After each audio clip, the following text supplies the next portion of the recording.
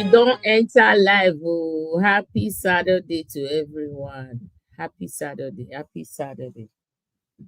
Now, India Mama Day here today. Oh, I salute. The ancient city is calling. Oh, arise, sons and daughters of the land. The king of the city is marching. Stand up high to the pride of the land. The founding fathers of labor and our time to serve is now. The glory of the new Edo nation will forever be our pride. Beautiful Edo, glorious Edo, you're the heartbeat of Nigeria. Beautiful Edo, glorious Edo, stars are singing over you. You're the land people dream to be. Our treasures are found in all nations, and our greatness is second to none. Our history forever shall be written, how our kings have endured all time. Our people cultured in unity, our hearts beat for the land. Rich culture, stories of heroes, legacies forever be. Beautiful Edo, glorious Edo, you're the heartbeat of Nigeria. Beautiful Edo, glorious Edo, stars are singing over you. You're the land people dream to be. Unite and stand with each other. Forgive and let. No, no, say as I dey conduct. Come abeg, I will borrow now. I will borrow now. How una dey? Celebrate my people. Celebrate. Ogbe, Oga Ogbe is coming in soon to treat this topic. Now he want take this history class because he's very good with history. Una go see my topic there. How Prince Solomon Akenzua scrambled our regional system. Now, from history and experience, that the man want to talk today. I think about it. And they don't scrap history for school because they don't want us to know. They don't want the generations coming, the oncoming generation to know what is going on. That's why they don't want to treat history again. How is my audio? I never charge my mic. Oh, they charge them. How is my audio? Is it good? Okay. So nine they scrap history. They're not going to make you know how things they happen. Like all this way APC enter so now. They're not going to want make you know. So they don't want teacher for school. Scrapping history from school, is just like scrapping our heritage, scrapping everything away because you're not gonna know what happened yesterday. Now only today you want just know, but something happened that had a ripple effect, whether good or bad, had a ripple effect on today. Understand? But the way Nigerian leaders say they do, and they don't want me you know yesterday because they know say they don't fuck up. They don't go away, they don't ne for church, so all of them not go once. Most of them don't want to make history. Then maybe they teach history for school. Today, Mr. Ogbe is here to come and teach you history. How Prince Solomon Akenzua, which is the former, our late royal monarch, Akenzua. So Akenzua to Oba Erediawa. Now he can be Oba Erediawa. He was the crown prince before, Prince Solomon. How he takes scramble this regional system where we can they suffer so. Today, now we go know. My people, make we press like, They will rest. Like, I beg, help me share the program because me not know the people who now know. So I don't send to my own people for here. And Mona help me send to our people. Make the press, make them enter so that may all of us come here and learn about this history class. So wetin dey trend, make I leave that topic for Oga Ogbe, na him get the topic. Na him sabi am pass me, so I go leave am for am. So wetin dey trend right now, first off, I see you very well. Osayi, my prefect Henry, I see you. Sunny Demi, thank you. Edo Pride, welcome. All of una, welcome to Edo Pride TV. Family meeting, we don start. Okay, you say very clear, very good. Very good. Sonny, you go teach me how to write Edo. He sabi write am, he try well. Make I put am up for them. Owe wahia selogbe ave teniga. Afiagbo sagu wahia ro we ni Jesu ise amen. Afiagbo sagi we mero ogu wahia fefefe ni reme na ogu wahia ro we ni Jesu Christi. So wetin dey happen, wetin dey shele for before Mr. Ogbe go enter studio, he never enter. I dey check my background, he no dey there. Wetin dey shele right now na that lady wey shaba animal beat to pop. That lady wey dey assault and shaba dey tell everyone say na him be government, but he don dey change mouth now say he no talk like that o. Enwege emega ilegbo no do go. Ohun e matter very o. Where wetin go concern him hotel concern government, no be government give am hotel work, why him go come mention government? Anyways, whatever he's feeling today does not add up. He's just trying to do damage control, but unknowingly to him, he's damaging the control. See, he's trying to do damage control, but really, realistically, Mr. Shaba Animal is damaging the control. Because nothing adds up. Na so the girl come ask for 150,000 and don't want no for 150. Even if you give me 50 million, I'm not gonna agree make you beat me like that. 50 meters. I'm not agree make you beat me like that. Oh, okay, I send you link. No, I didn't see you. What happened? No. And you're seeing me. Jesus Christ. Okay, let me resend it. I don't know what's going on. Where begging me?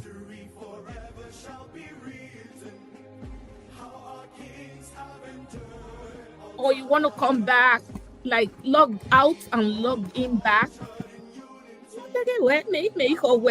And now when the match topic of okay. Our people don't they wait for you. Log back out and log in. Let me see. Yeah. Maybe you're pressing your way. Okay, so when you enter the studio, I should be there and I should see you at the background here.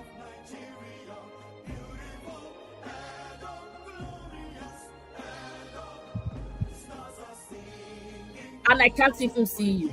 You know what? Let me resend. I don't know what's going on, but you know what? Let me just resend the link. Resend it. It might not soon. Yeah.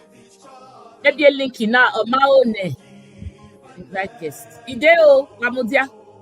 I don't know what's in the happen. I send link to Oga. You know, go through. It might not soon. That link. A link is here. Your bougie. Babeti na de ya mama. Where's when you walk what one or twag baby mama? How it you? That's your when I when I wait you and maybe come to that gist finish. After I be send them link. What do you know this one? Hey. Wow. Okay. Let me send the link. So now with the talk, what it gonna happen? If they try to damage control, but they damage the control. No, see, he's trying to do damage control, but he's damaging the control. So if to say Namibia and for not talk again, We not saying that the day government, but my people, whether you day government or not, now we go know whether Monday. Anyway, we already know say Monday not be government in the run. Is running one kind of syndicate there. I don't understand. Okay, try this one, sir. Now this one I say me you that. Try this. My goodness. What very soon? So it's damaging the control. It's not really doing damage control. So now with Siam, so everybody say the girl is asking for 100. Don't want okay, go on at me radio. If you not see the girl, bro. If YouTube even see and raw like that, they go strike you. Say you they show some kind of assault where they not agree. If you see, but if you go agree, make they beat you like that. You go agree, make they beat you like for 150. What it be 150? We are here 150 area kill na walo poroko le lama le chicken. Also, I mean where you go use 150, you can't take and treat your body. You can't use the rest say do business, or you can't use the rest say they feed. You are damaging your control. Anima Shaba, now me they tell you so. You are damaging your control. Hey, Mama Joy, see our mama. Increase my lovely and amazing steeds. God bless you. Amen. Amen. Amen. God bless me too. God bless Jasamuta. God bless Increase. God bless Osayi. God bless everyone. God bless Sonny. God bless my twinnie. Thank you so much. So now we do. Let me bring Ogbe'S to the stage. That anima, Mr. Saba. Waka my no let me na talk here. My gwe. My gwe talk. So my team no. We can't help him in this area right now. They go learn how to lie. The beating was out of this world. I'm telling you. Our way 90 get come make they give her 150. All you 150 we are with 500 million in me only that was I don't know is that is more than an assault. Out of this word, my sister, that's the only word I can use for it. You assaulted a lady like that and you are talking about 150. So you had that 150 in your possession, you could not give the lady. So who benenia? Una igwe no dori 150. Oja Beshaba. Awe ewa. Zama, Mr. Wigo.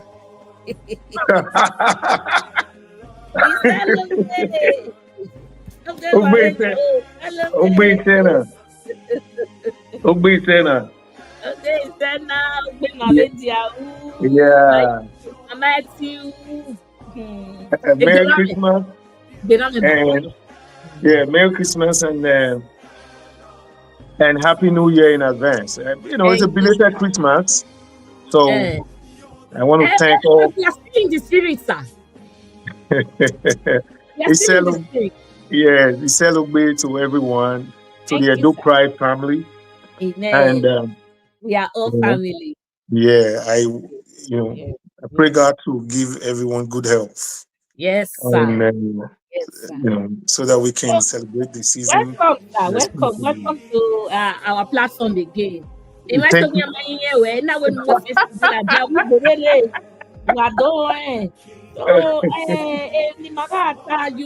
put a topic up today. This is entirely your topic, and you're going to treat it because it's I was just telling my people where here scrap history class. I hear you because church the Bible so they don't want the generations coming, the oncoming, to know what happened yesterday. They only just want today, just today. My training is here. Good day. Merry Christmas to you, Baba. So it's very wrong, sir. How do we do it? How do we place back history into this into our curriculum again? Because I didn't know Mama no history. Why I press it like you? Why I press it like one of my like any show? May I request? Let me try to like here from Mama Joy, you don't press like. Say look by my twinnie. So let me just go on the. Okay. Let me just go on like first. And press the like button. Yeah, then I go on like. So while you do that, there was I did an introduction for you here. Yeah. And you got type in you see. You know, when Prince Solomon upended the regional system, turning a once balanced structure into a confused and weakened arrangement driven by personal and political interest. Regional That, trust eroded, institutions lost coherence, and governance drifted without clear direction. Instead of fixing the damage, the current APC regime deepened it, entrenching imbalance, sidelining inclusion, and governing through propaganda rather than solutions. The result is a fractured system and regions paying the price for leadership that chose power over stability. Do you agree with me, sir? yes, I do. Yes, sir. I Okay. only have some couple of addendum to add to that. Yeah, Again, it is your for topic entirely. I just yeah, wanted to introduce the topic. yeah. Thank you very much. And I want us to be a bit patient because I'm going to touch so many areas. If we are not patient, we will not be able to understand what I intend to use this topic to treat. Um, if we don't know where we are coming from, it is difficult for us to understand where we are going to. Basically, Okay. history is very important. I guess part of the reason why the Buhari administration decided to scrap history is to make sure that the younger generations they don't know where they are coming from. Mm-hmm. Because what he did was similar to what the Germans did after 1945. What the Germans did was that they went into their curriculum and removed every book that had to do with Adolf Hitler, anything that had his history on it, they were all removed from the curriculum. And the government ensured that those books were even bought by them. So Hmm. today, unless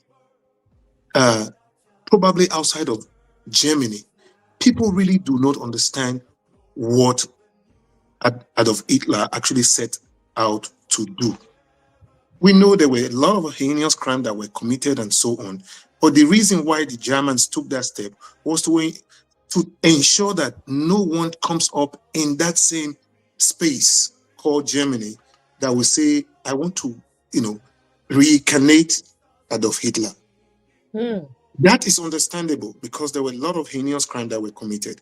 But in the case of Nigeria, scrapping history from our curriculum, like Buhari did, is just simply trying to, I think what they're trying to hide is that the unitary system of government that is being used to govern Nigeria today is an aberration. Ab initio, it was not part of the arrangement of Nigeria. So let me go back to my topic. I want to first of all lay down I want to lay background.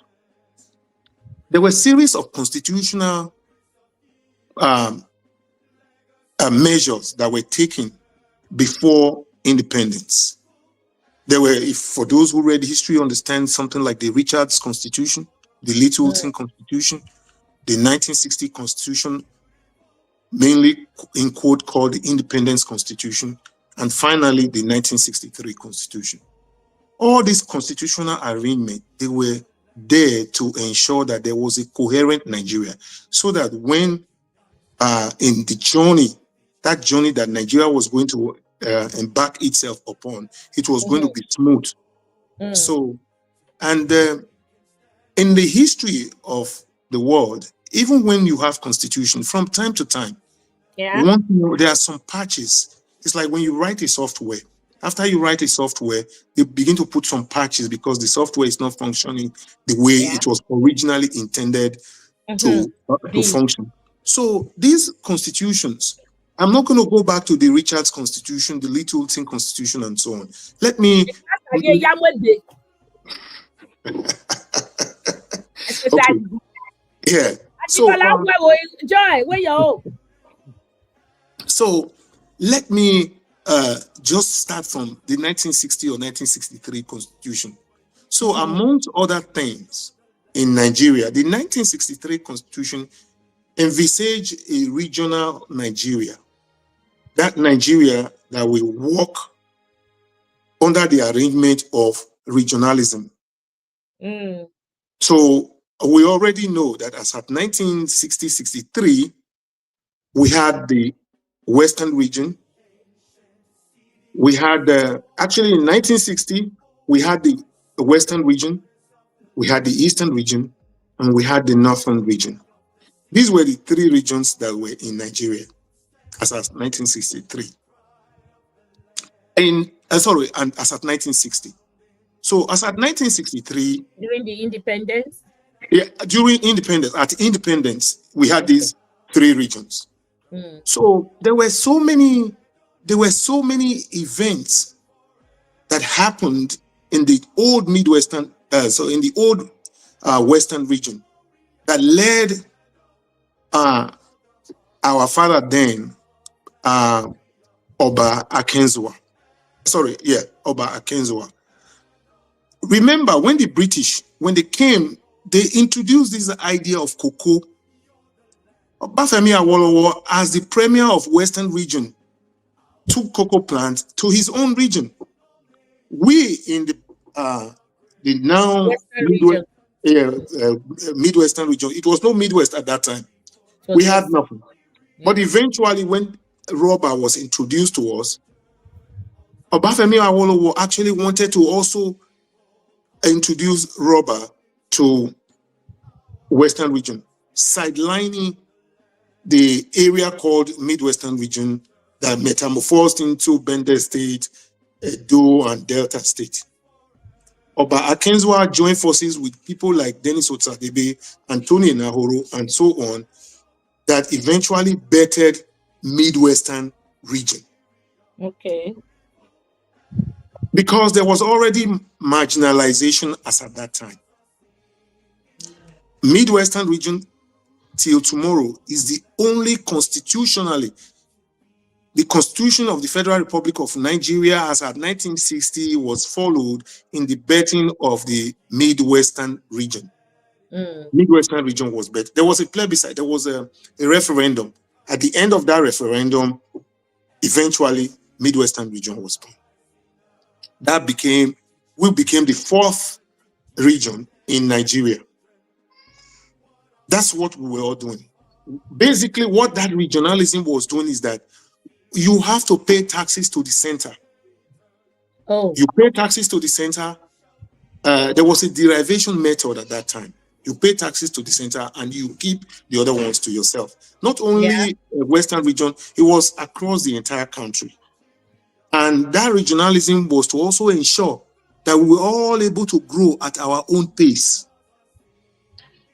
Against this backdrop, let me say here that at independence, it was Obafemi Awolowo and some other Pan-Africanists at that time that came up with this idea of federal character. Because the North said we were not ready for independence. The likes of Obafemi Awolowo wanted to drag the North along and offer them a federal character that will enable them join Nigeria so that they will be able to catch up. But 60-something years after, 65 years after, the North has taken that federal character and they turned it against the South. I remember after my graduation at the secondary school, I had a very good friend of mine who gained admission to the University of Benin. I don't want to mention his name. He's even late now. So when he went to for registration, they discovered that he was not from Benue State. He was from Bender State. They said, "Oh no, your cutoff mark. The cutoff mark for Bender State is what you got is for Benue. They thought you were from Benue, not Bender." He lost admission. That's a man from. Imagine. So you as an Edo man, you cannot go to the school in your own town or in your own state because of Federal Character Commission. But someone who got less than you from somewhere else in Nigeria, they will come to the same institution that refused to give you admission. That was Federal Character that was introduced by the then Obafemi Awolowo It was a wicked one, sir. It was in It an was a attempt wicked one. to say, let us take them along. All right. Now, in 1966, like I said, that was just a backdrop. Yeah. In 1966, when we had this beautiful arrangement that was working for these four regions, namely Western region, Midwestern region, Eastern region, and Northern region. This arrangement was beautiful. Unfortunately, we had General Agui Ironsi who staged a coup d'etat, and a lot of people were killed. Within that short period of time that General Agui Ironsi became the head of state of Nigeria, Agui Ironsi is known in history to introduce a unitary system to Nigeria. Unitary system of government is unknown to the Nigerian constitution. We were practicing a regional government, and we were operating as a federation. Because there were so many ethnic groups up till today, there are so many ethnic groups in Nigeria. Yes. With different background and different religion. Mm-hmm. So when Agui Ironsi, within that very short period of time that he staged that coup d'etat, and he was using a unitary system of government where everything happens from the center. Everything happens from the center. Back then. Yes. I will again like to say that, way back in the days, there were people, let me, for example, say, okay, if I go to that example now, that will disrupt the flow of understanding of those that are listening. Okay. So there was this counter coup that brought General Yakubu Gowon into power. Mm-hmm. So when General Yakubu Gowon came into power in Nigeria, then he continued with that arrangement of that unitary system of government. Then the military, the governor of Eastern region at that time, Lieutenant Colonel Odumegu Ojukwu, he called Gowon and said, no, this is not the arrangement of this country prior to independence. Unitary system of government was unknown to the Nigerian arrangement. He said no, he was not going to allow General Yakubu Gowon. These topics are important today to know where we are. So they started going back and forth. There was a lot of disagreement. It is not like today when the elected president would just wake up in the morning and say, oh, you are suspended. We had regional autonomy that the head of state cannot just wake up and say, no, you have to leave office. No, it wasn't like that. So, General, I wouldn't say General Yakubu Gowon. He was Lieutenant Colonel Yakubu Gowon at that time. So when they had this back and forth, then the Gowon and the Nigerian, the Supreme Military Council in Nigeria, they arranged a meeting, and that meeting was to take place in Aburi in Ghana, a town called Aburi in Ghana. So that was in between January 4th and January 5th of 1967. Okay. So the Supreme Military Council of Nigeria and Lieutenant Colonel Ojukwu, they all went to Aburi in Ghana. That it was presided over by Lieutenant General Ankara. He was a Ghanaian. So that meeting was presided over by Lieutenant General Ankara. Present in that meeting, they were Lieutenant Colonel Yakubu Gowon, head of state, of the Federal Republic of Nigeria. We had Commodore J.E.A. Way. He was more or less like the deputy to Gowon at that time. Then we had Lieutenant Colonel Odumegu Ojukwu, Eastern Region. We had Colonel Adebayo, Western Region. That's the governor of Western Region. Yes. We have Lieutenant Katsina from Northern Region. And Lieutenant Colonel Ejo was from Midwestern Region. He was the military governor of Midwestern Region. Lieutenant Colonel Ejo. So all these people and other members of the Supreme Military Council of Nigeria, they all headed to Aburi in Ghana. However, when they arrived in Ghana, General Ankara, Lieutenant General Ankara, and his Nigerian counterpart agreed that this was a military meeting, and they were not going to allow any civilian to be part of that meeting. And the civilians that were present in Ghana, they were, at that time, I wouldn't say for the fact I'm a Benin, though he was addressed as Mr. at that time, but I wouldn't say that. He was Prince S.I.A. Akenzua. He was permanent under Secretary, Federal Cabinet Office.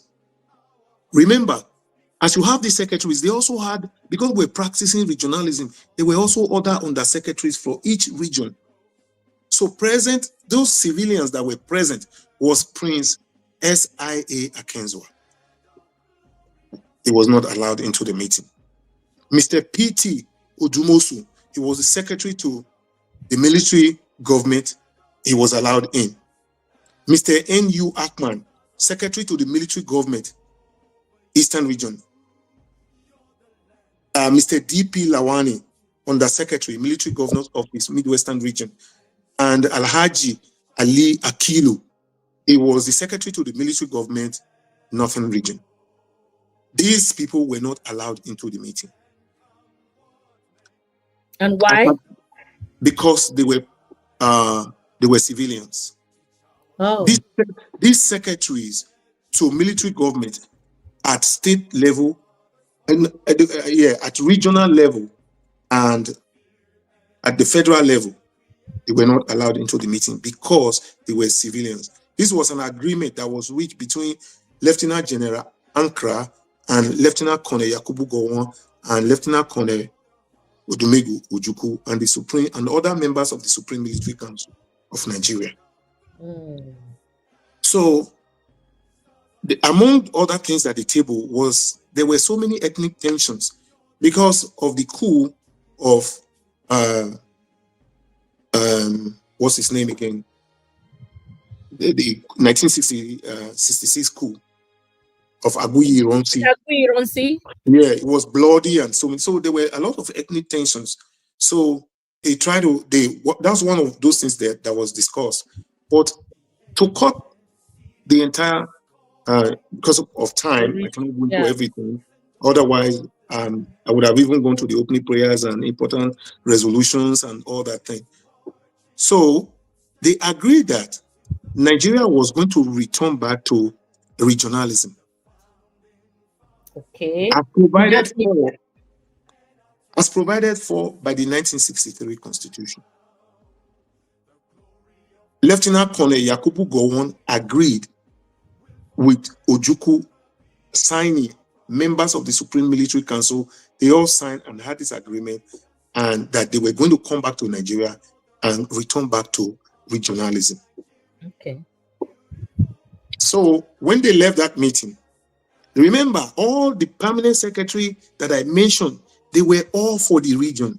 It was our father, Prince Solomon Akenzua, as called at that time. Again, he became Obairi Diawa. Yes. Later down the road.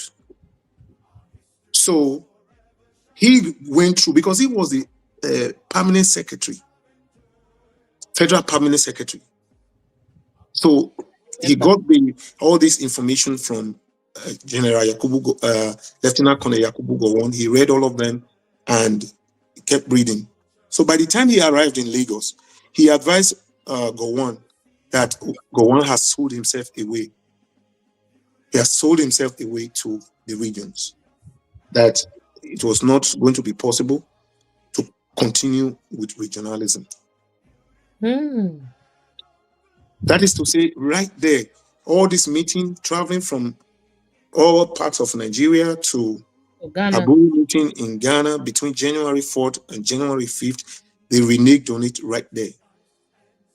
So when Ojukwu waited in Nigeria after they arrived and so on, he waited and waited for the country, Federal Republic of Nigeria, to go back to that 1963 constitution and become a region.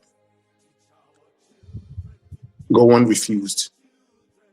This is what eventually led to the Nigerian Civil War. If Lieutenant Colonel, I'm not saying here who was wrong and who was not wrong. This is how the Nigerian Civil War came, that claimed the lives of over, I think it's about 3 million people from the eastern, about 3 million people from the eastern part of Nigeria. Because that agreement in Ghana, which would have reinforced 1963 constitution, was not adhered to. So, Lieutenant Colonel Yakubu Gowon, after the war and all that, he ruled as Nigeria as a unitary state, which was an aberration. Which was not an aberration. Yes, it was an aberration. Nigeria was never set up for a unitary system of government. It was rigid. We were to be, yes. So after that, we saw the Murtala Mohammed coup of I think it was 1975. And the Murtala Mohammed and the Obasanjo kept that same unitary system of government.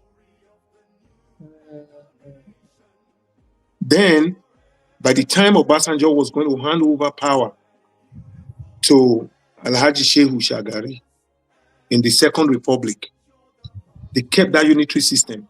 And remember, as at independence and even as at 1963 constitution, we were having a parliamentary democracy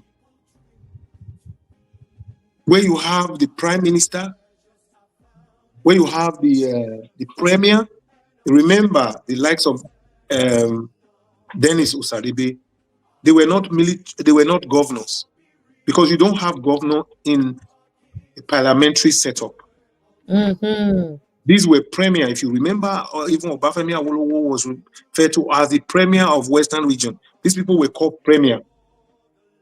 So it was when the military came and they brought in their unitary system of government, they started talking about military administrators.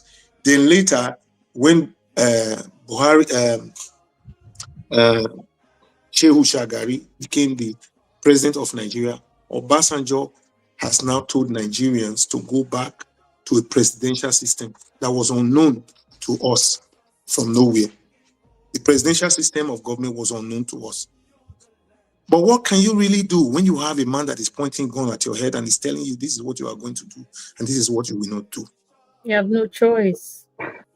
We saw what happened at a point. We saw Buhari now came and sent out, he scuttled the Second Republic. 1 year plus later, we saw General Babangida sending Buhari away. All these and on till Abacha, eventually to 1999, it was a period of military stagnation in Nigeria. They did whatever they wanted to do to Nigeria. They started creating states. That one region, that northern region, became so many regions. At independence, it was one region. As General Yakubu Gowon, there became 12 states. They started balkanizing Nigeria. today we have more states in the north than in the south. So the role the then Prince Solomon Akenzua, Oba Iridiawa, the role he played at that time, because it's like when you have a big truck, it's going downhill. I mean, you stop a truck or a vehicle downhill. Mm-hmm.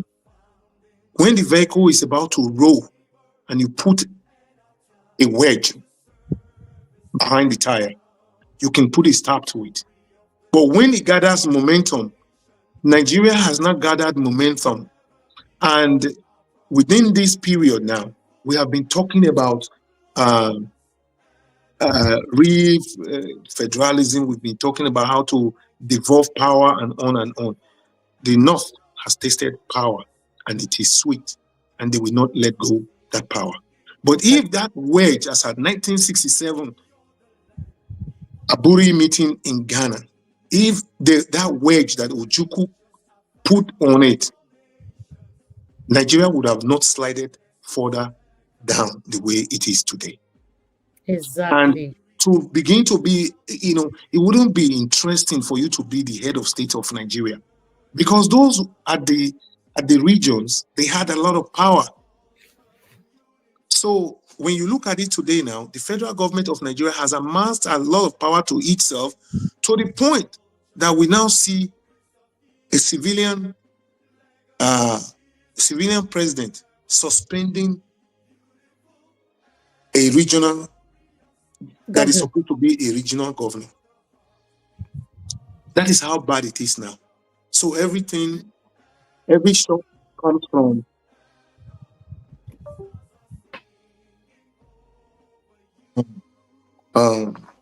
it comes from the center. When you look at our policing system today, when you look at everything that we do today, it comes from the center. Yeah. And it is obvious that it is an ineffective system. Then another area that personally that I looked at is that. Do you want to pause in case my people have any question? Okay, not a problem. You want to just tell us how Prince Akenzua, the then Akenzua, that metamorphosed into our Oba Iridiawa, how he added his, how he destroyed our regional system. Which one do you want? People, do you have questions? Do you have any call so that he can just let him just finish it and then we ask questions? Go ahead, sir. Okay. So that system that was scuttled at that time would have been the best. Would have been. Would have been. That is. I don't think they will ever go back to it because they've tasted power. The closest we got was in 2014, the 2014 confab. Jonathan, for one reason or the other, did not implement that confab because that confab was to give power back to the states. The regions, the states. Yeah, the states. Now we are now states, no more regional system. So, but Buhari, being one of those people from the north, those influential people from the north, he knew that is going to also wither away some of his powers. He said no, he was not going to touch that 2014 confab. Wow. And he didn't. So I think for those who are in power, they are happy to take all this power to themselves. Okay, let's take one call. Sorry, okay, sir. Yeah, not a problem. Hello, Aji. Good evening, sir. Nice meeting. Greetings. Yeah, we can. Wahoa, Wahenota. We can hear you. Okay. He said, "Okay, my brother, how are you?" Yes. I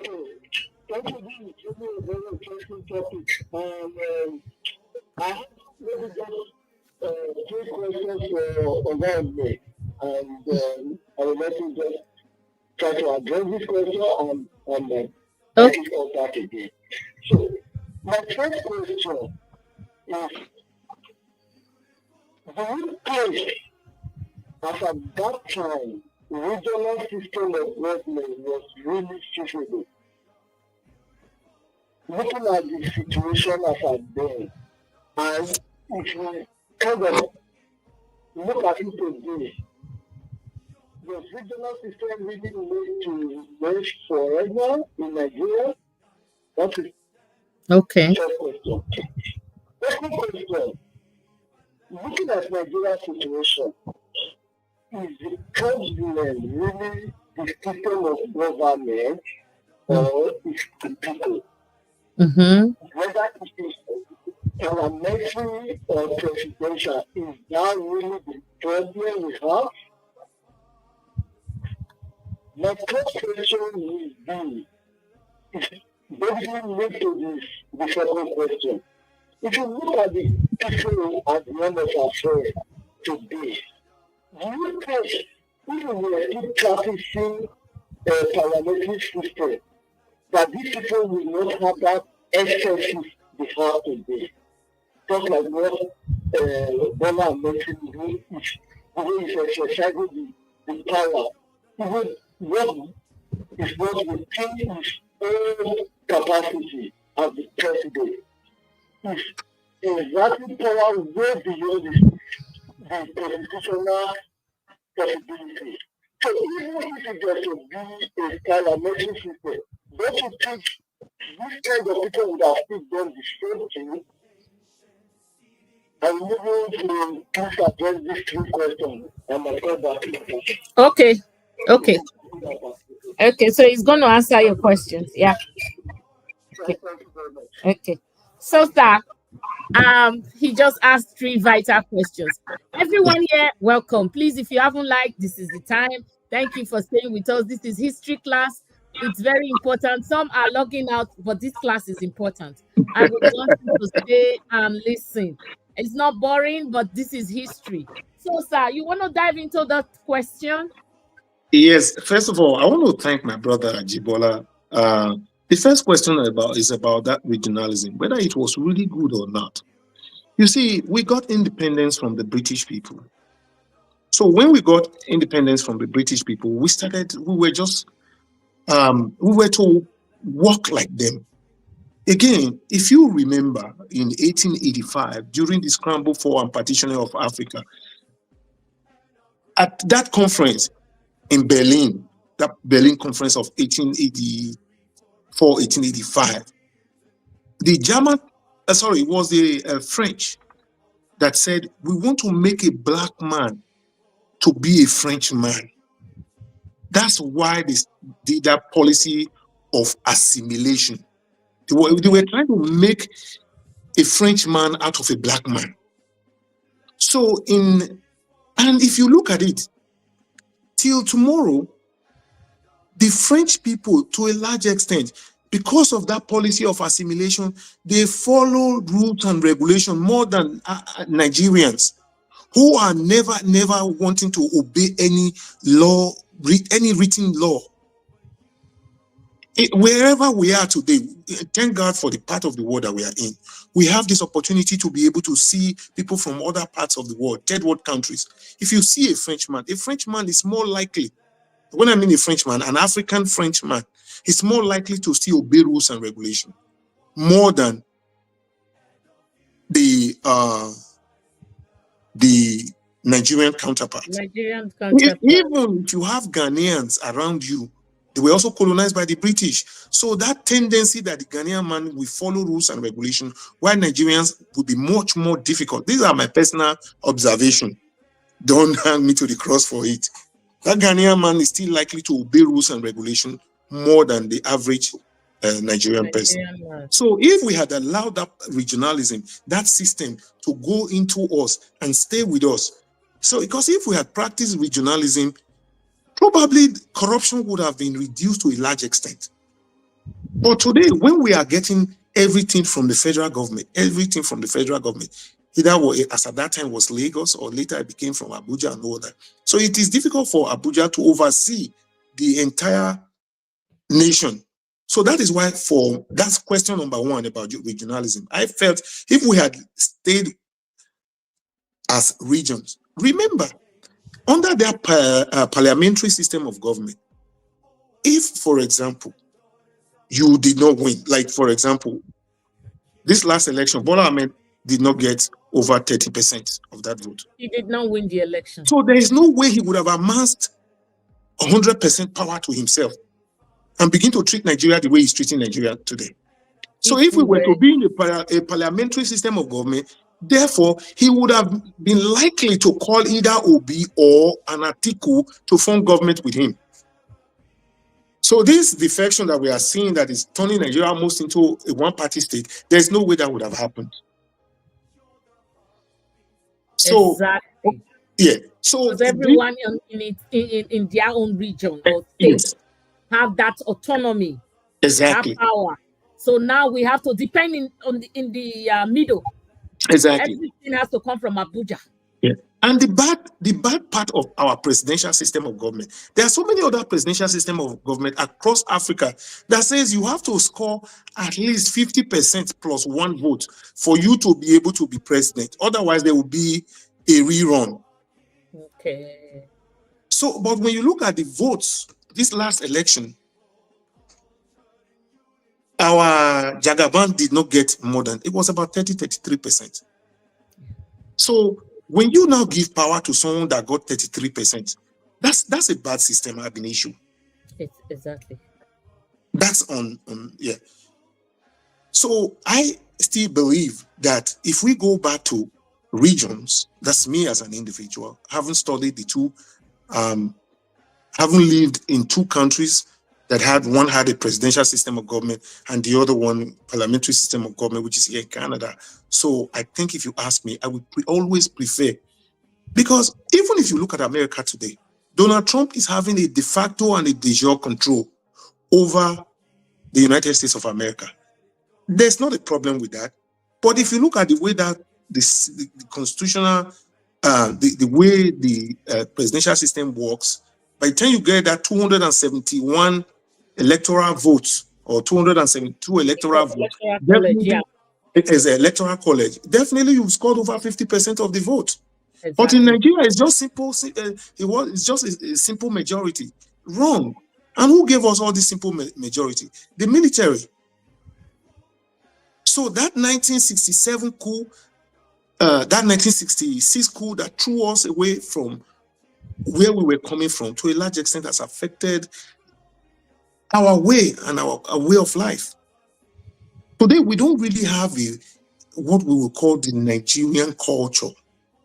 If you're anywhere you go, you see a Nigerian, oh, how are you, my friend? The moment after greeting, say, what part of Nigeria are you from?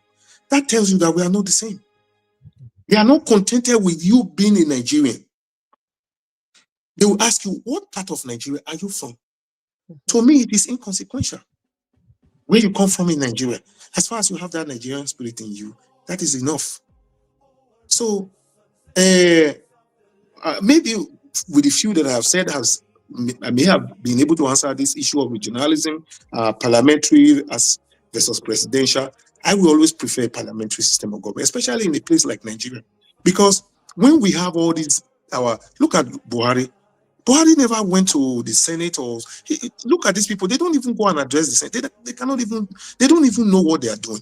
If we have a parliamentary system of government, Ogbe'S will be forced to go to the parliament and address the people.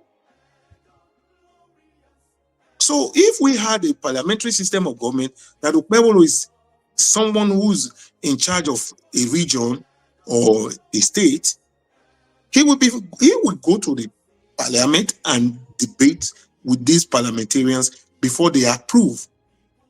So, but if we see him sitting down and say, this one cannot go to Benin, come to Benin, the other one cannot go to Benin, most likely, I mean, there's no doubt. Nigerians are intelligent people. We don't need this presidential system, this skewed presidential system of government. We don't need it. Where people just wake up.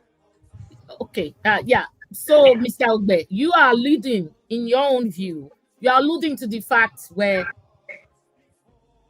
parliamentary would have been better, but it wasn't given any chance. Yes. So we can't really say now if it would have been better or not. But because of the mind that our people have, the mindset, I think they wouldn't have let it thrive. The way we are living here is a good one. I love the parliamentary system because Okay. every region, they have the autonomy, they have their power. You don't depend in the middle on that. Oh, on my time, never tower. I wear. No, no, no. We go ahead and do whatever we want to do. At the end of the day, federal elections or whatever, that one take precedence when it's federal. But states, we don't depend on the federal to give us that power, that autonomy. So we know where you are alluding to. But there are when we talked about electoral college, Ajibola is arguing that it does electoral college of 270 does not necessarily mean that you've gained more than 50%. But what I understand in the American election or electoral laws is a very, very like it's not simple majority. They don't use the simple majority. Yes. Like, let me give an example. Electoral college is very skewed. Yeah. Yeah. People Let me are give an very example. skewed. Yeah. There's a very good example. Hillary Yes, Clinton got simple majority vote majority. Yes, and more it's than, yeah, yeah, and she didn't win because we have to come up with something that works for us. We don't have to necessarily have an electoral college. So we have to come up with something that works for us. Supposing we come up with the idea that you have to have a 50% vote plus which is one, the simple majority. which is That's simple what we are majority. using back home right now. No, Simple no, majority. no. 50% of the entire vote. Oh, okay. Yeah, In yeah. this, in People that never case, had that. Yeah. yes, okay, the 2023 election, Tinubu got only 30%. So what they should have done is, okay, go back to the field again and let's see who now gets 50. You have to get 50% plus one in some countries.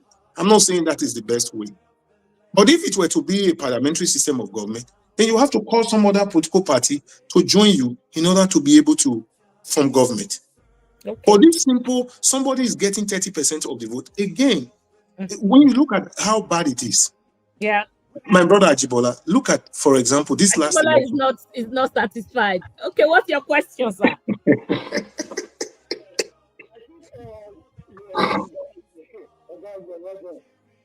I greet you, my brother. A lot of things in our system, for me, that were also put in place in this check and balance. Check and balance. We have the people that we put that it doesn't really matter the way we tell it. We can look for another name from heaven to tell it as the system of government. If the people are not there to serve the people, it will crumble. Like in the case of our evolutionary system, there was a definition for you to call at least 25% of two-thirds of the state. That is similar to what the American system is practicing with their electoral college. And it was also be said that this has to be played across the country. So you don't focus on the highly populated states. And there was a recommendation that put Abuja as a touristic site. This Supreme Court just bastardized. So even when the Constitution, we can complain about Nigeria Constitution as much as we really want. From I personally say Nigeria Constitution to be as good as any other constitution.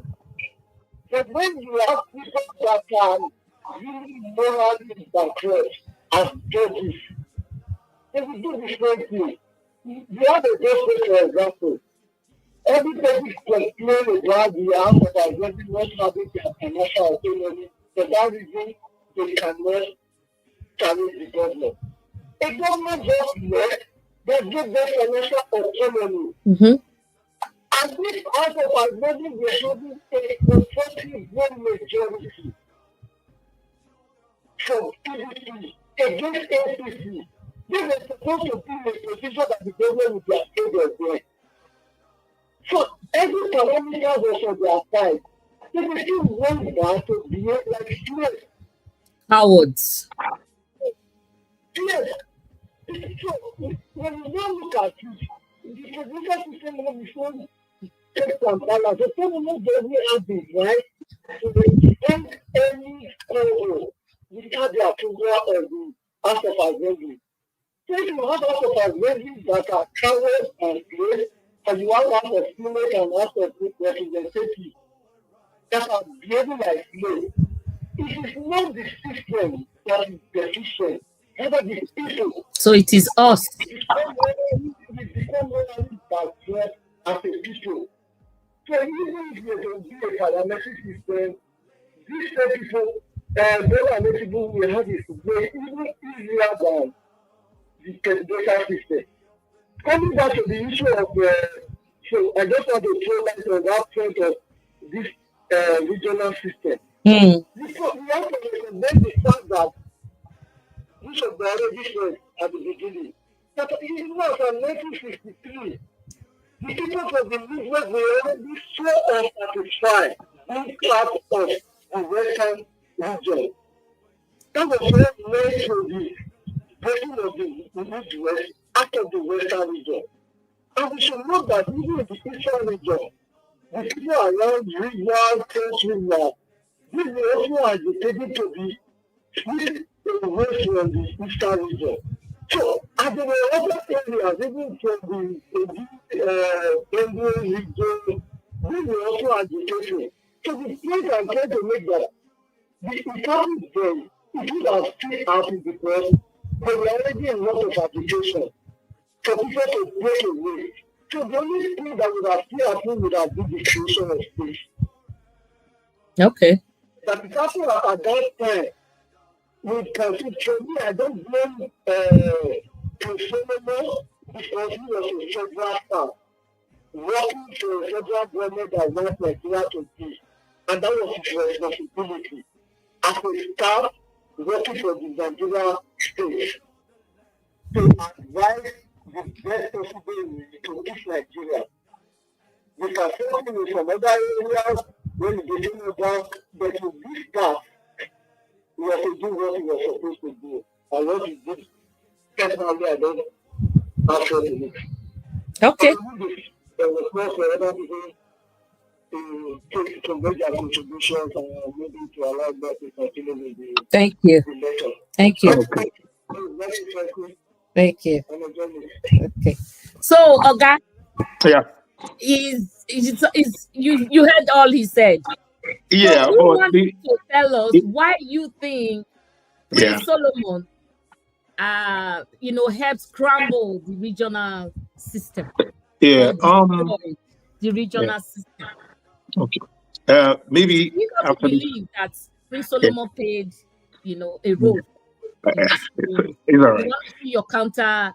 Yeah, it's all right. argument. Yes. What I would say first of all is that after this program, we will try to work on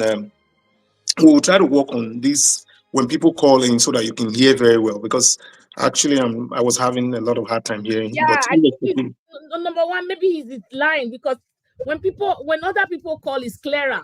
okay, so that's I fine. think so. Yeah. When again, we all have our own based on what we have read or so. Because I felt that if someone was agitating, Midwestern region was carved out of the old Western region. Mhm. As people were agitating at that time, there was nothing wrong in, because we were allowed, there was a referendum. And in that referendum, it was voted and Midwestern region was created constitutionally. So when you look at the Benue and all other people that were agitating, actually, if we had left like that, there was no ceiling, there was no glass ceiling that says, oh no, you cannot go beyond this point. States would have eventually be created, but it would have been done constitutionally, like the then Midwestern region. So when Yakubu Gowon woke up in the morning and start, using his knife, look at the map of Nigeria and begin to say, maybe use his pen to just draw, this one is this state, this is this state, and eventually put more states in the north. I think that's the area that I'm not happy with. That these states were just created just like that, under the whims and caprices of one individual. That is something that I don't agree with. And at the end of the day, they tend to now favor, these states are now, there are more states in the north than in the south. Then when you look at the electoral college of that of America, my point is this: Yes, for someone who really don't understand that America, the electoral college and all that, he will not understand. If we have an electoral college system in Nigeria, It will not work remember, for us. it will even be better. You know why? Number one, California has more electoral college numbers than any other state because of the population of California. California is one state that has more population than any other state in America. Exactly. So, if you look at Texas, with about 33, I'm not so sure 100%, about 33 electoral college votes. You come back to New York, about 32 electoral college votes. Then you go to Pennsylvania. So all these states that are having this number, you see, for the state of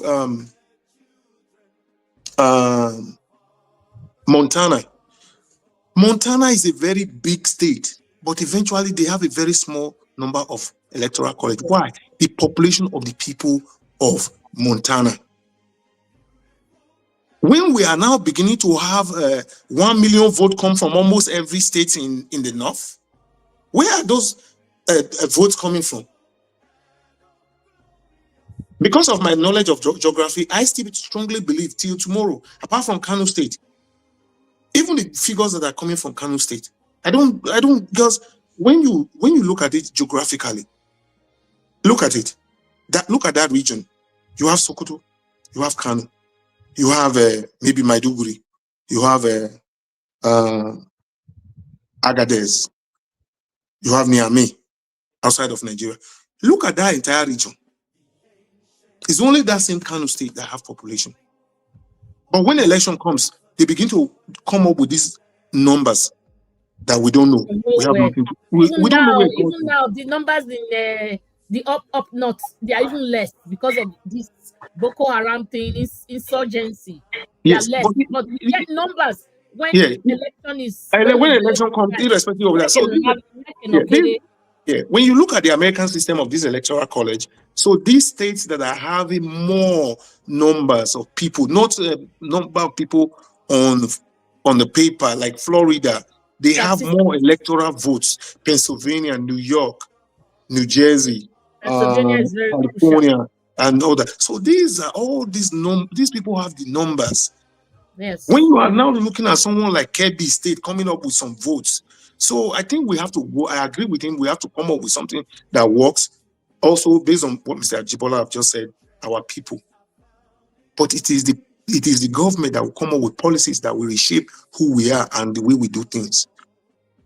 When the government does not come up with policies that will tell us how to go. When you go to Nigeria today, you and I will go to the driver's license place and they just give us driver's license. They don't even know whether you can see well or you cannot see well. You are not tested and all that. Then the government becomes an enabler in the way we do things. When people commit crime in Nigeria and they don't go to, they are not punished for it, that is the government. You embolden the people. When things are done in Nigeria, you take Gunje here and there, left, right, and center, because the government has not been able to come up with some policies. But the same Nigerian, when they go out of that, our Nigeria, everybody will behave himself well. No one wants to go to jail. Look at Ike Ekweremadu in London, in England today. Ike Ekweremadu, there's no jail that would have contained him in Nigeria. They would have found one reason or the other to make sure that he was a free man.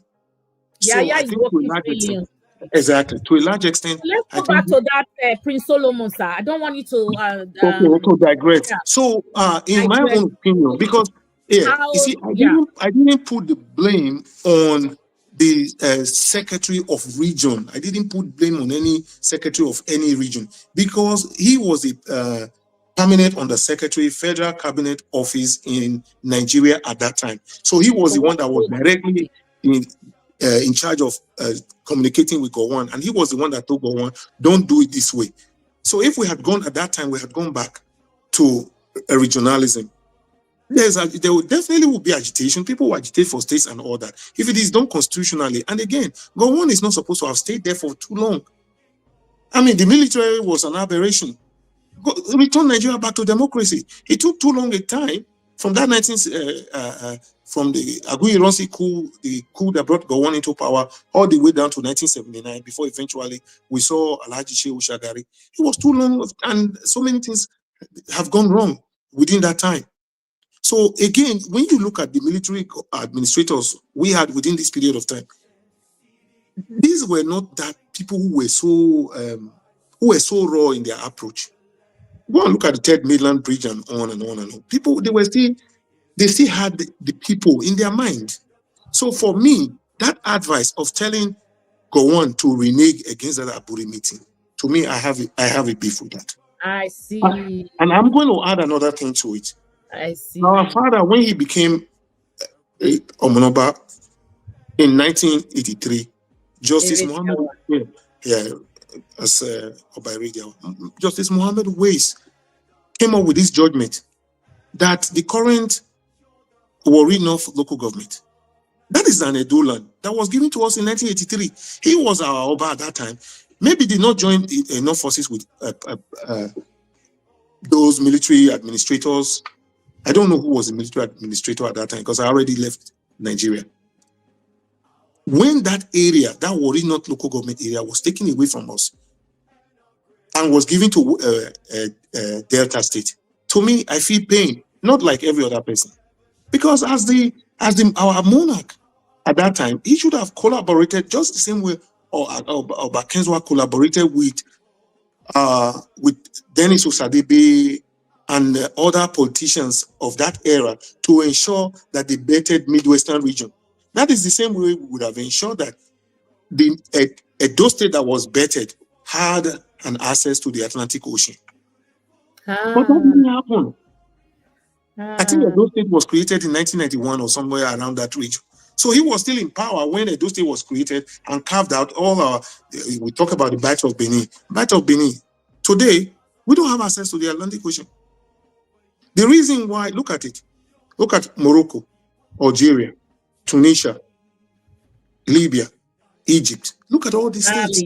They have the Mediterranean they use in trading with the whole world. Every part of the world, they are trying to have an access to these international waters where they can trade with the world. For us to just sit back in our places and be contented with what we have and not negotiate that we should have an access to the Atlantic Ocean, that was wrong. I see. Our politicians of that time, they were wrong. If no one told them, I am saying that it was not the best thing. They lacked foresight. As of 1991, I don't know when Edo State was created, we should have been given the opportunity to have access to the Atlantic Ocean from River Gelegele or River Ethiop further to the west of Nigeria. That's what Henry is asking. Say what about Gelegele? I think you've told us the other day that for us to get access after Gelegele, we have to, because we are landlocked. Yes, I know.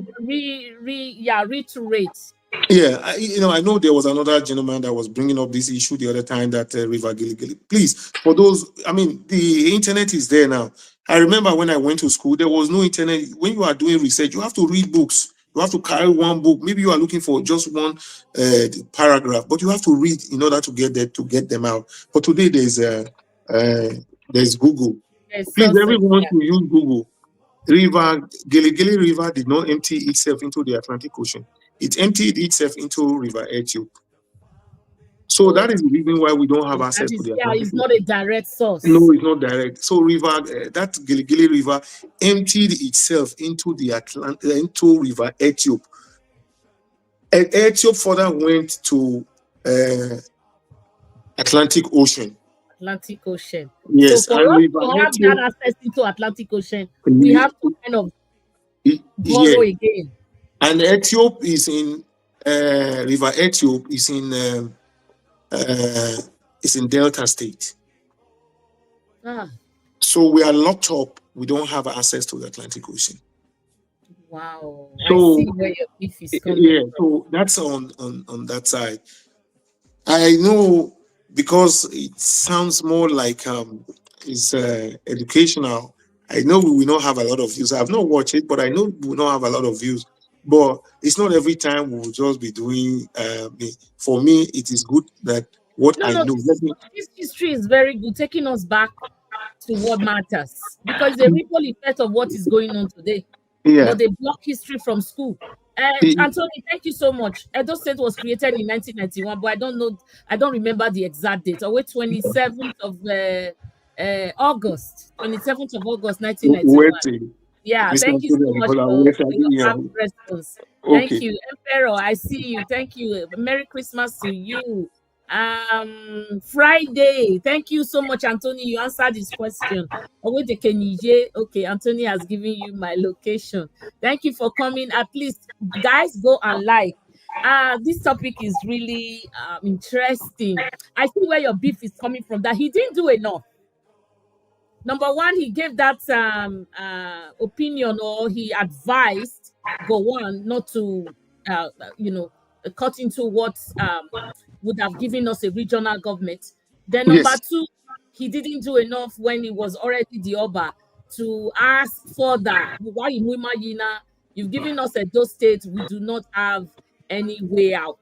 We are Yeah. landlocked. Islam, You, Islam landlocked. So yeah, that's on the he could one have side. done more than. Then there's another topic that I want to talk about. Um, Okay. yeah, it's still the same thing because it's about Nigeria. You see, when you and I, if we look at what is happening today, because of what is happening today, we need to go back and begin to think about what do we do? Because what we all are seeing in Nigeria today, I don't think that we want to continue seeing what we are seeing today because the whole place is like a murky water. What we are seeing today, when the president now wakes up in the morning and say, "You from that state, you are the governor, you are suspended," that is not going to be sustainable. Mr. Ajibola made mention of something.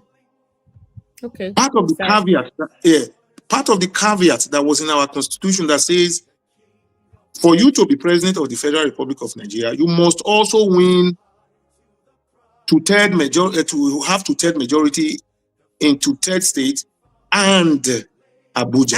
And but what happened during the not during the what do you call him, Jagaban? It means Okay, that nothing is in place in Nigeria. Anything can turn upside down. exactly. So So they now, turned the whole thing upside down. He yeah, wasn't the even whole thing there was right now. turned, yeah, it has been turned upside down. Yes, It's very unfortunate. So now, and the clause there it disappeared. yes. So now we just go out there and we do anything that we want to do. It's just it won't take too much time because there are some certain behavior when you observe it in a people or in some entity. You begin to say it is not about if disaster is going to come. It is when is the disaster going to happen. Let me make an example. Here in Canada, for example, you don't put on your seatbelt, you get 3 points deduction. Maybe there's another maybe today you don't put on your seatbelt, the next day You drive past a red light. and all that. Yeah, there's another 3 points deduction. The insurance company will be the first to write you a letter and say, I'm hey, telling you. look, it's not about if an accident is going to happen. It is when that accident is going to happen. Your rate will be increased and on and on and on. So they will start taking precautionary measures in order to ensure that that accident that they are thinking will happen, so that it will not happen. And if you follow those, maybe go to a defensive driving school, more and more and more and on and on and on. So that's one thing. So for me, it's not about speaking about the past only. So I have decided, and I sat down, I looked at the whole world, I sat down and said, okay, fine. I don't know where this video is going to go, but I'm saying that for those who have Nigeria at heart, those who are able to play major roles, I likely would have loved someone like Goodluck Jonathan to listen to this part.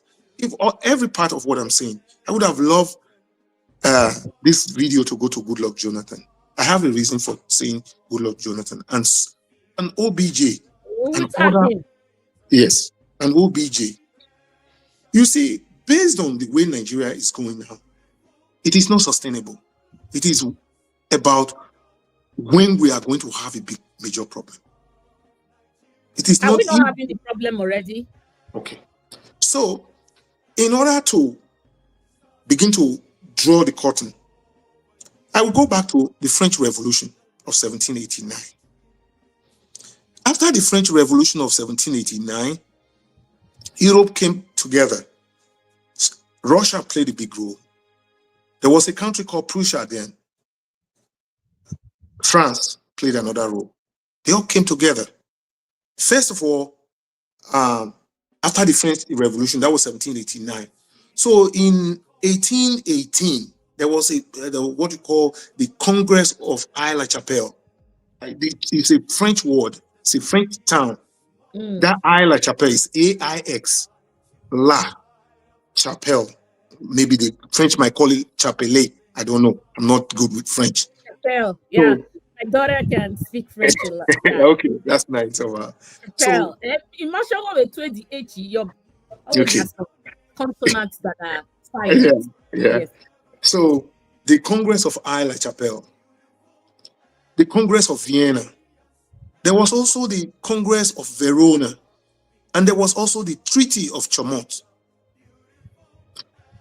I'm not going to go.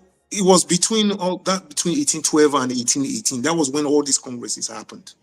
Part of the things that were discussed, because if I go back to say these were the agreements in the Congress of Aix-la-Chapelle, the Congress of Chaumont, Verona, and all that, it will take a lot of our time. But for those who are interested in history of the world, it would be good that you go and Google those congresses. The Congress of Aix-la-Chapelle, the Congress of Vienna, the Congress of Verona, and the Treaty of Chaumont, also a French language. There were so many atrocities and things that the European countries didn't expect within that period of time. So they came to an agreement that they want to ensure that there will be peace in Europe. That led to a treaty that they said Pax Romana. They wanted peace to be in Europe at that time. Yeah. So all the head of states at that time, they were all conscious of about bringing peace, a lasting peace to Europe. These were the reasons why these congresses were held. Remember, all this one I'm saying, remember it was just in 1885 that Otto von Bismarck and the other people were partitioning Africa. So this was way before the partitioning of Africa. So we had that. And the Europeans were trying to follow up with all these congresses and treaties that were signed. I know that when Nigeria signed treaties, they don't follow. They don't follow anything, sir. It's only when someone else comes to say, "Oh, you are a member of this treaty. You signed here, so therefore you have to act like you are one of us." So those congresses were aimed at bringing peace to Europe. So after all the dust settled down, the likes of Jonathan, OBJ, and many more, they have to sit down and begin to come up with these congresses and treaties within Nigeria that will bring a lasting peace, amongst which will be a constitutional, I don't want to call it constitutional amendment. There should be an initiative towards a new constitution, not what we are doing now. Then I want to take us back to Germany. After the Second World War, we know about Adolf Hitler. We know all the atrocities, the Holocaust, and on and on. The world came together. This one was not Europe only. The world came together and they got what they call the 3 Ds, the denazification of Germany.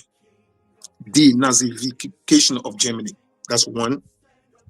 Decentralization of Germany. That was 2.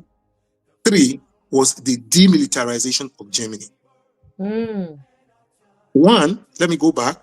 Denazification was to ensure that Germany was rid of Nazism. Nazism, yeah.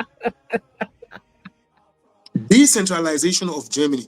They never wanted Germany to come back as one. That's the reason why you have the East Germany there and the West Germany. Oh. They cut Germany into 2. They said if you allow them to come together again, they will make trouble for the world. Then there was demilitarization of Germany. I don't know if Germany still have their own military as we speak. The Americans volunteered in that meeting that they would give them their own military. Because they said if you allow the Germans to rearm, there will be a 3rd World War. So that was what the war did in order to ensure that there will be no other Adolf Hitler. Then let me leave Germany. Let me go to Japan. The Japan had the kamikaze fighters. That group of fighters were known to be, if they go to war, they don't come back. No kamikaze fighter go to war and come back. No, it's an abomination and it doesn't happen. When they go to war, they don't come back. They have to take their life in the process. Yes, that was that section of the Japanese army, kamikaze. They were the group, they were the sector that came and tried to sink Pearl Harbor in the coast of America. They came all the way from Japan.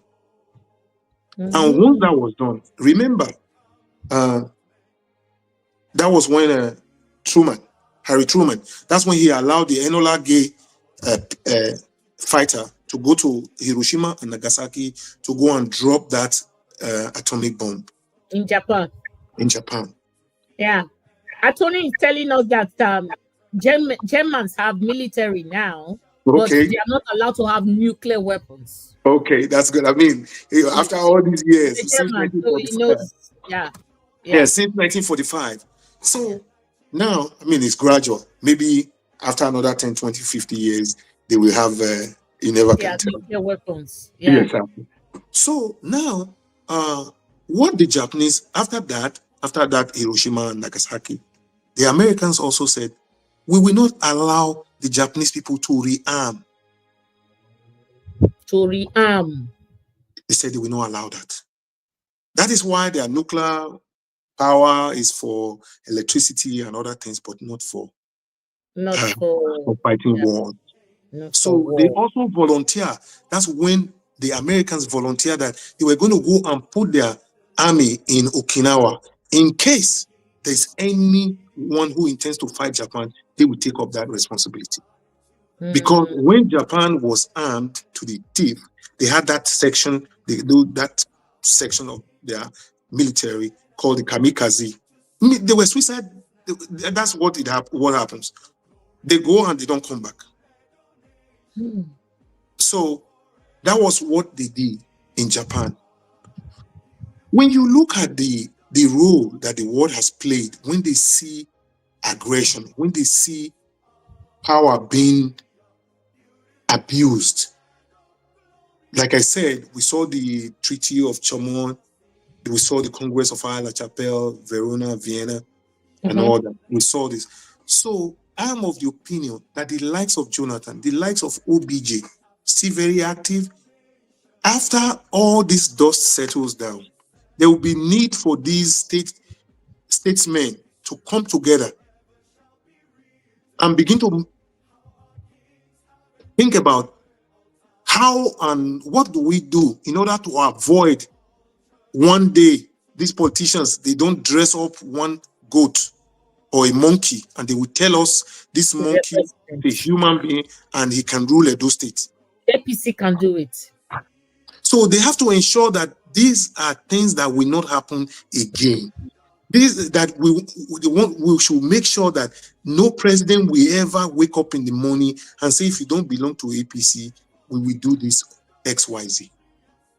Because if we go at the way we are going now, it is not about if we are heading for disaster. It is when the disaster will befall Nigeria. It's a ticking bomb. The time bomb. That is why I say these people, they should come together. We've seen it in the world. I know so many people talk about Adolf Hitler. They've not taken pain to read what he did at that time. So these are the things that I don't want to make it too long so that, everybody wants to go and eat jollof rice, eat one thing or the other. These are my personal opinion. Thank you so much. This opinion can be found in books. I didn't manufacture them, but it is one thing for me to take a position after reading and say, okay, this is a position that I have taken and on and on. I mean, these are my personal opinion. So, Edo State, I wrote one article to one of my brother who comes on this program as well. I said, you did? Okay, I didn't see that article. yeah, I wrote it to him personally. I didn't want it to be in the It's a public space. personal one. Okay. Yeah, when it comes to Edo, I love Edo to do well. Unfortunately, we have some certain people, Putians and all that,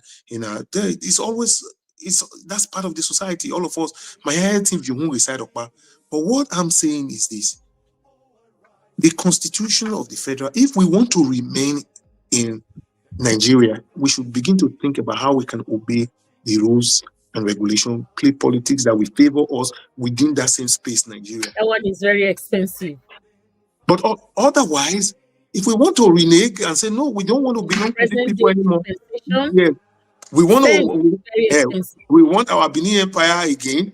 Okay, so we have to decide. So if we are opting out, we should opt out very well. If we are staying in, we should also be in, clear our politics around so that we can begin to gain prominence within the system. Because when I look at the issue of Radisson Blue Hotel, we saw the governor of Abia State. He says he's giving them land to build Radisson Blue. That is how government attracts investors. Yes, if you go to enabling, you give them land, you give them security. So I don't understand those states. Yeah. Joy is talking to us there, and it's very funny. I want you to add some fun into it. Read it, sir. I don't have my glasses. I can't read it. Because you were talking about, we will come together and we will now talk about a sensible government. I'm telling you, we cannot come together when we have these animals in power. And Joy just concluded it for me. Where the one in Edo State right now currently is worse than a goat. Man,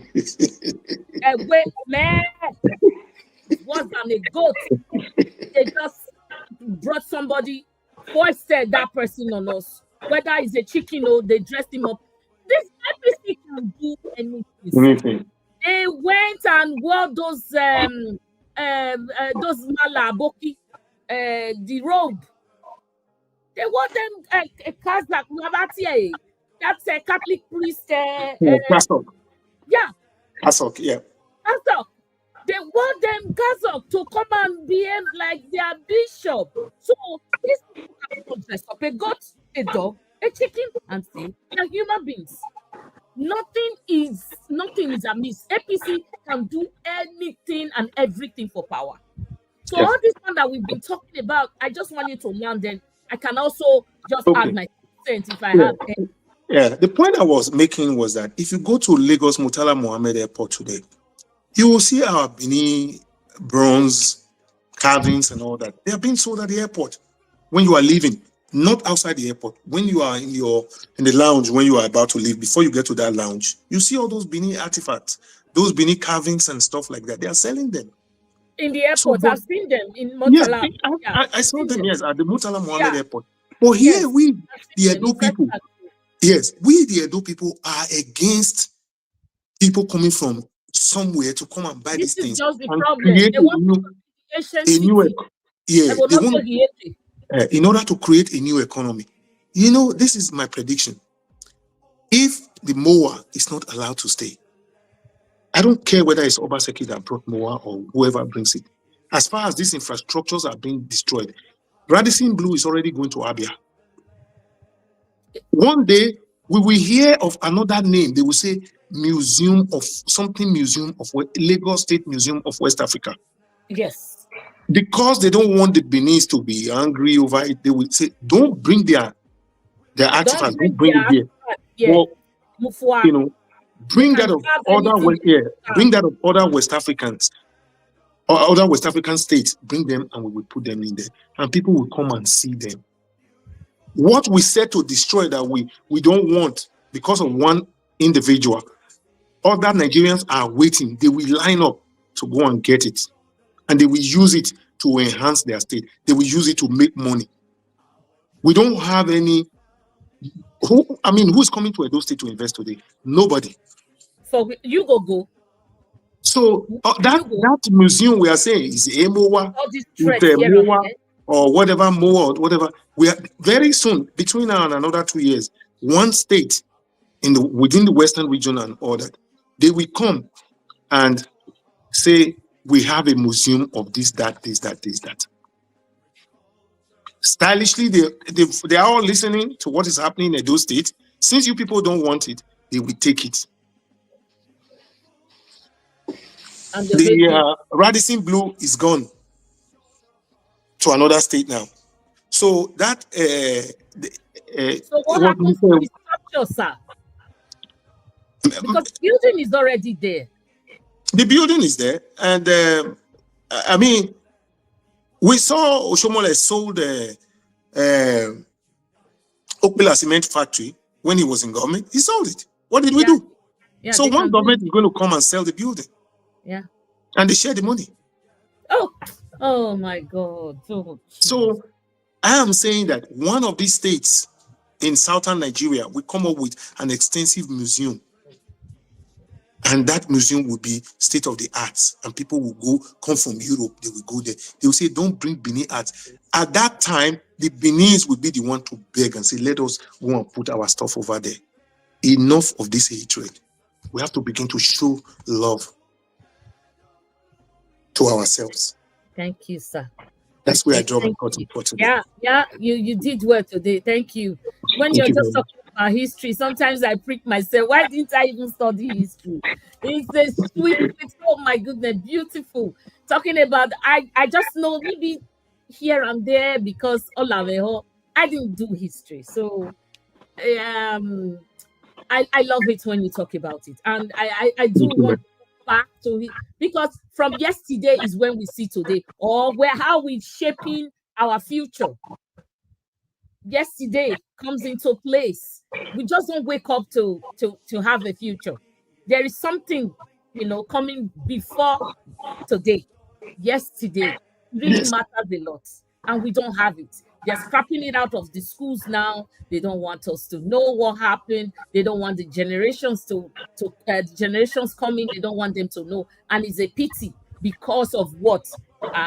Corruption. So there is nothing corruption cannot do, sir.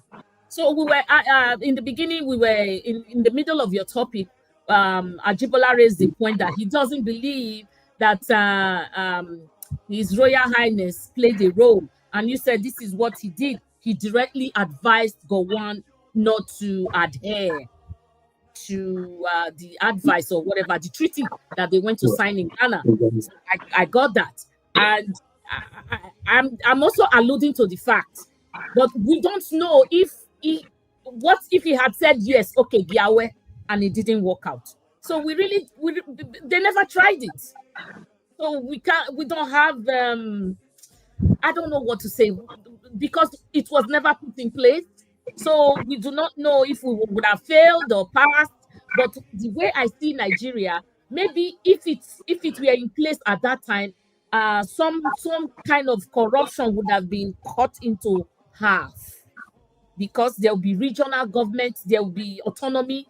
You don't have to have it in the middle, in the center, to have a power over your own state. And then we'll have regional police. So when we are doing this election, you see the corruption going on. Abuja has to bring police. This, like everything is just upside down.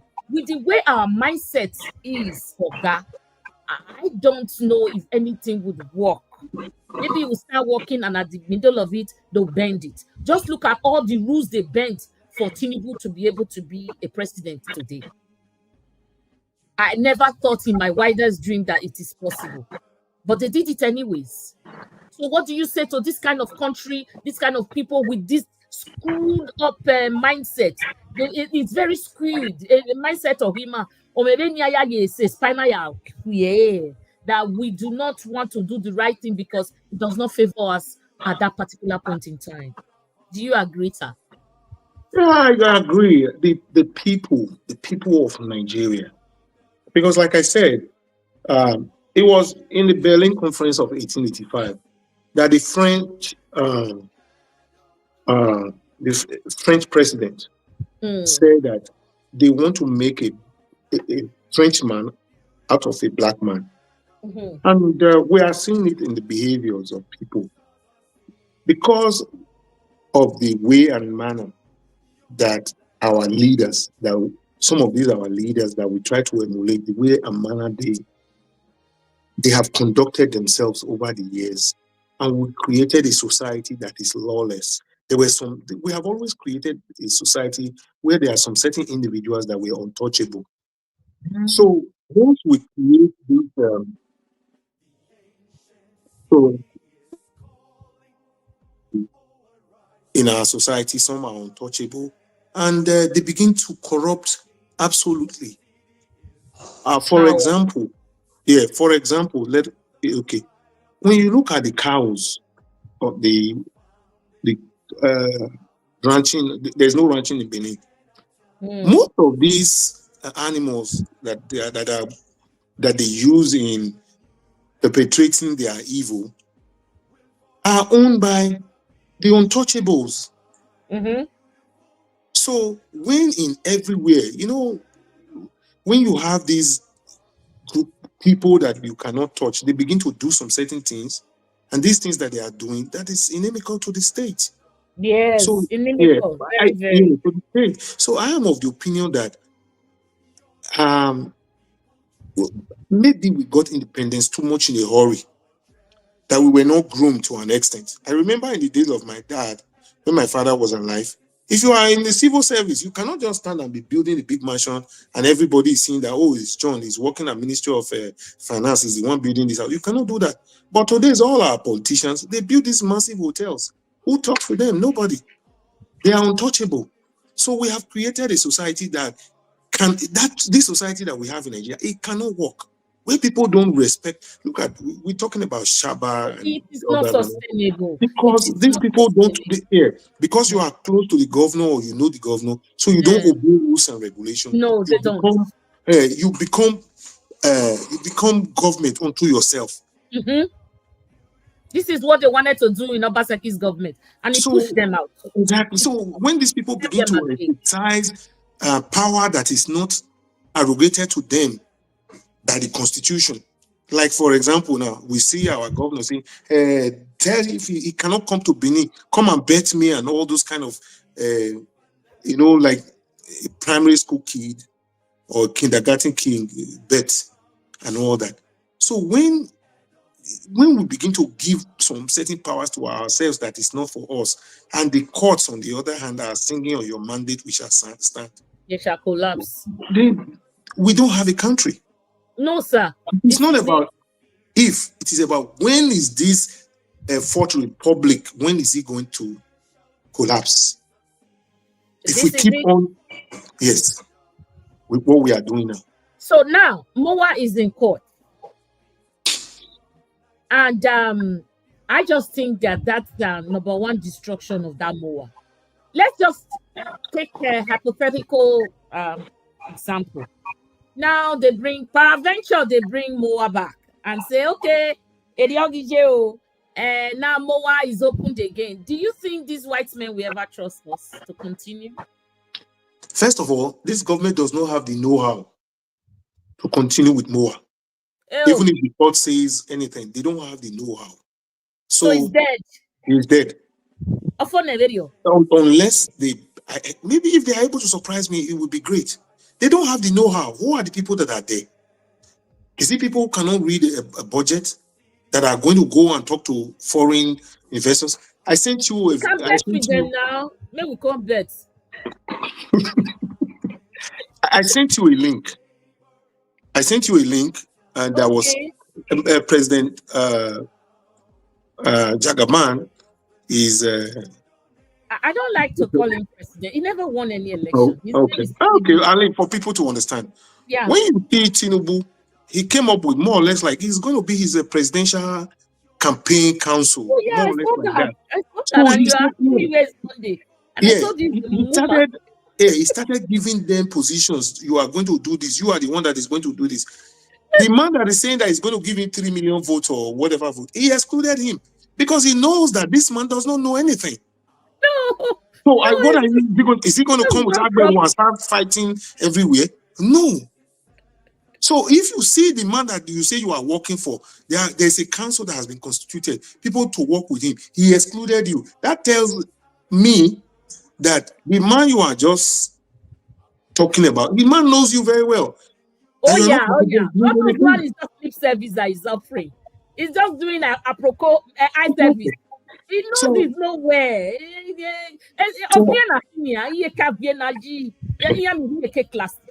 so for yeah, for Moa, honestly, it's a pity. Maybe because Henry is asking me, no kaput. It go it's, pay me. Oh.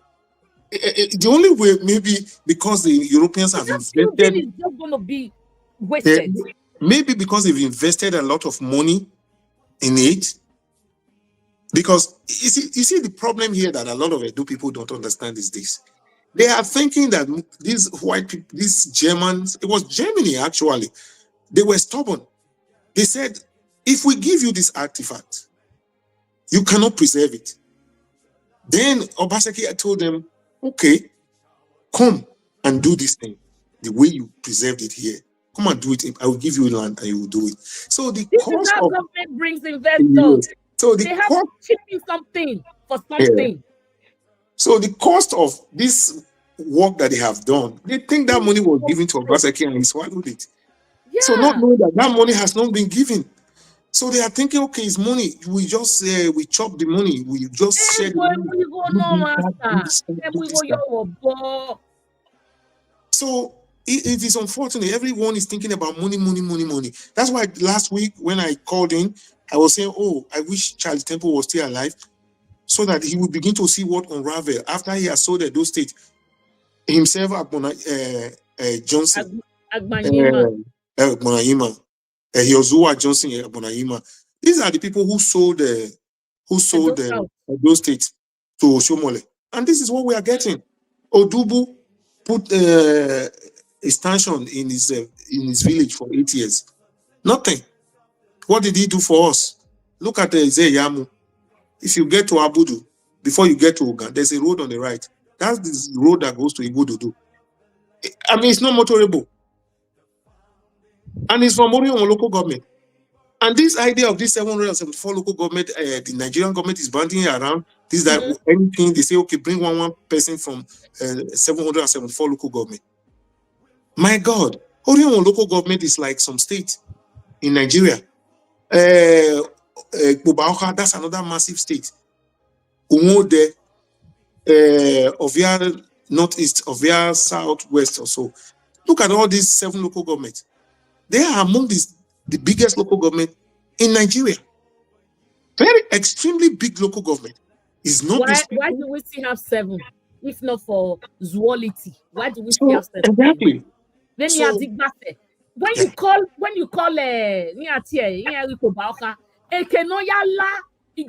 if 10 local government can come out of it. The people in Ikpobaoha local government is more than the entire Isako East, Isako West, and Isako Central. So why is it one local government? I don't know.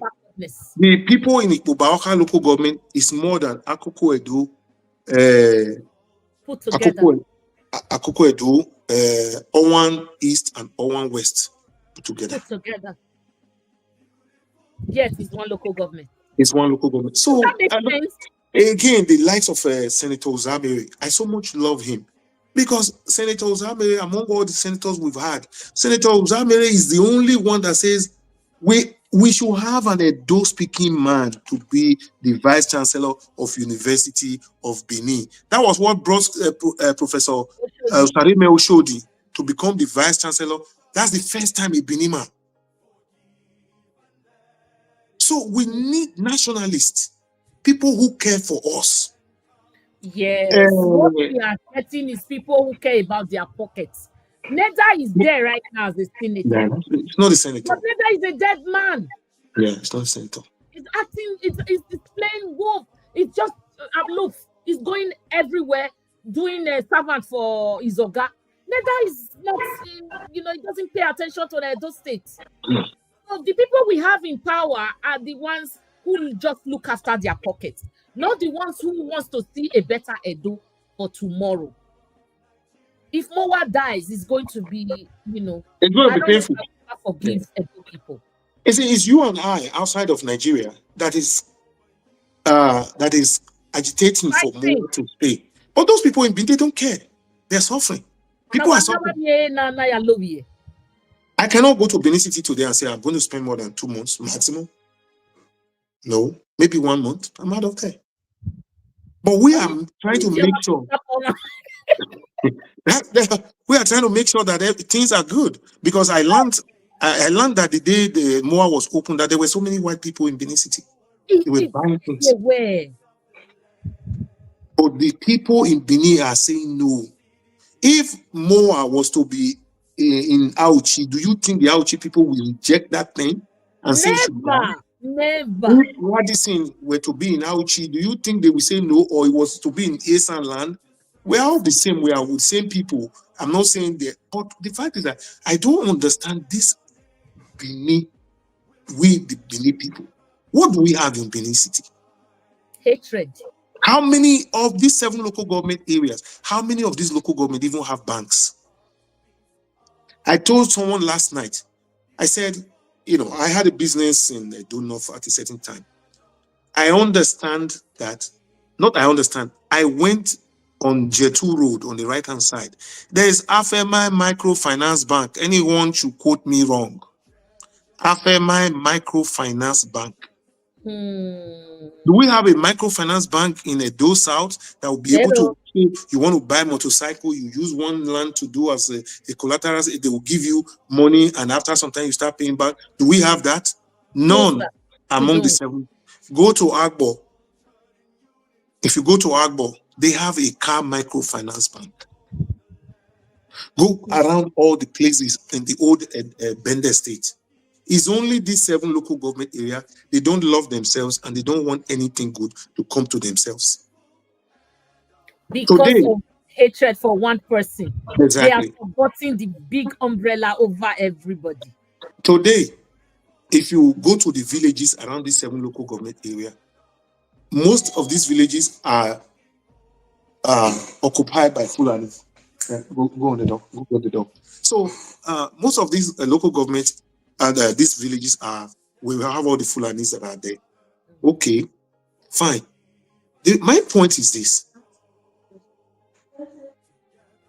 I'm sorry. No. I just told my daughter to check the door for me. Okay. Yeah. Well, who's that? Excuse you. Okay. Mr. Andrew? Yeah, let him come in. Come on. Yeah. Sorry about that.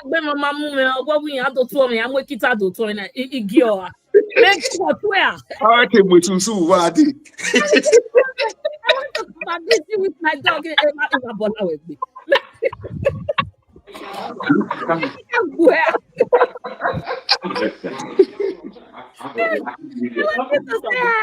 harmless. Thank you when we're there. So when you look at all these local government in Matana, all these Edo South local government, check. And if you check, we don't have anything. There was one time. There was one time.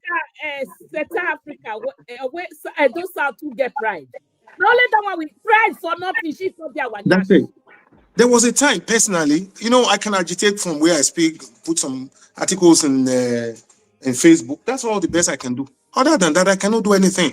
Okay, I was agitating that we have to decentralize Edo. For example, the stadium that is there, it remains. Let our prisons leave Benin City. Let it go to somewhere. Let our airport go to somewhere else. So that by the time we take these things away from Benin City, then that will begin to attract population growth in all those other areas. But today we don't have anything. Everything is in Benin. Coca-Cola is in Benin. Everything is in Benin. House of Assembly shouldn't be in Benin City. It should go to another village. That is how it Benin, is. so that village can grow. Begin to build houses there, market, school. Exactly. So Benin is not just saturated, but you see, look at the place that I'm in here today. Whatever I want, driver's license, a ministry of all ministries, they are here with me. I don't live in Toronto. No, you don't. So everything that I need in Toronto, they are here. So why not wherever we go to village they want develop? You don't need to Igwobazua, Abudu, and all these local government headquarters. Take something to all these areas and let them begin to develop. Oshomole, when he came to power, within that 8 years, he destroyed all the institutions of higher learning across the entire Edo South. Yeah, Why not we go back now? Yeah, Obaseki came and revived them and on and on. So we need a lot. We need to do a lot. Where we are now, that's not where we are supposed to be. This local government, these 7 local government, we need to balkanize them. I'm saying we need, but who am I? In the Edo State House of Assembly today, we have only one legislator that I can beat my chest and say he's a legislator. Charity Agboba. I don't know him. I mean, I've seen a lot of things that he has done, but I have not seen him in person. Apart from Charity Agboba, who else is a legislator in the Edo State House of Assembly? They are just cash this there. Cash and carry. Yeah, cash and carry legislator. Let's say Agboba is the worst human being ever. Robert Stamp. We are thinking like this. Why? And these people there, they don't see beyond their nose. Is it the mindset? No, it's about money. Yeah, no, it's about money. Give them money and they are quiet. They forget their birthright. Mama, let me say one thing here, Idia Mama. I had looked around Nigeria. Unfortunately, I found out that it is only in Benin. Sometimes you see a man will vote for his wife to go do prostitution. Oh, I'm wait, not do anything. Don't let my boy. Mama Joy. Mama, Mama, now you talk about no be me.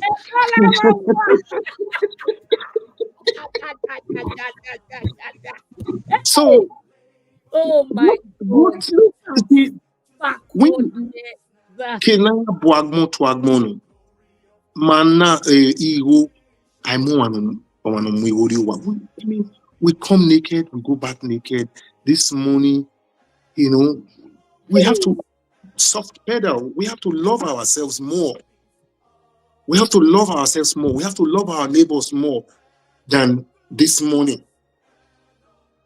The love we have of this. Look at all the house of rep. Just give them money. It's all about money.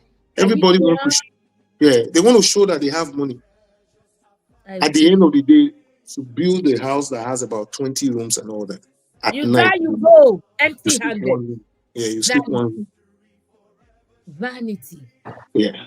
So that's exactly. Give them money. That's what Oshomole did, how he captured them. Just give them money. What they don't want to do, they will do it. That's what they did. All the Charlie Temple, all the E.J. Agbonaima. Probably he was eyeing a position. Yamu. When Obaseki was there, sir, is that Yamu's lips almost cut off? Vote.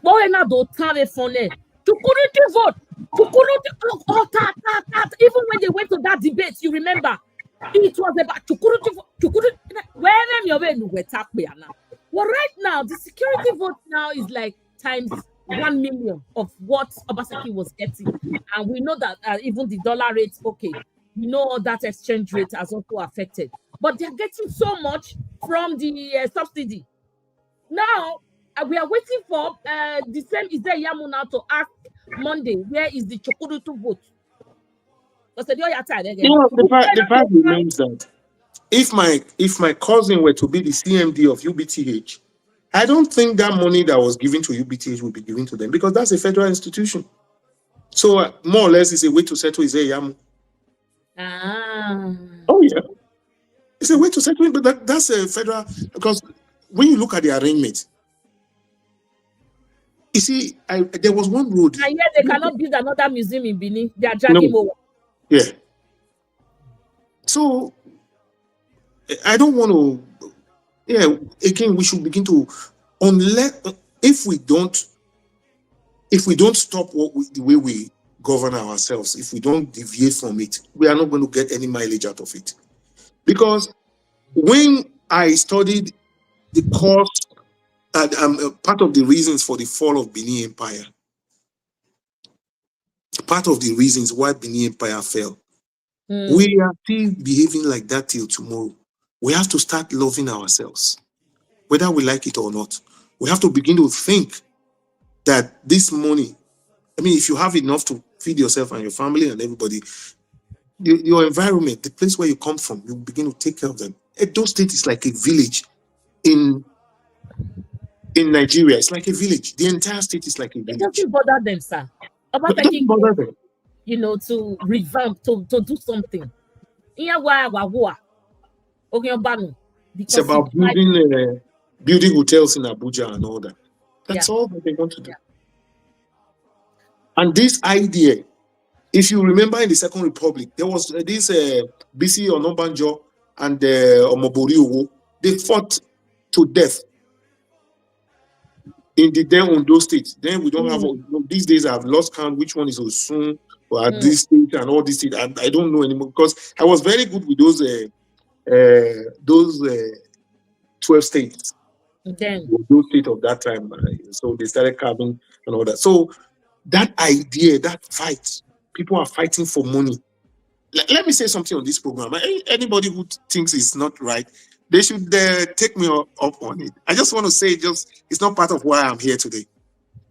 When Obafemi Awolowo was the premier of Western Region, the Western Region House of Assembly at that time voted that the wife of the premier of Western Region was entitled to some certain amount of money from the sales of Coca-Cola.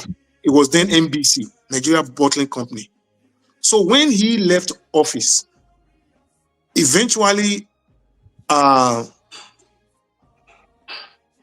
SL Akintola became the premier of Western Region.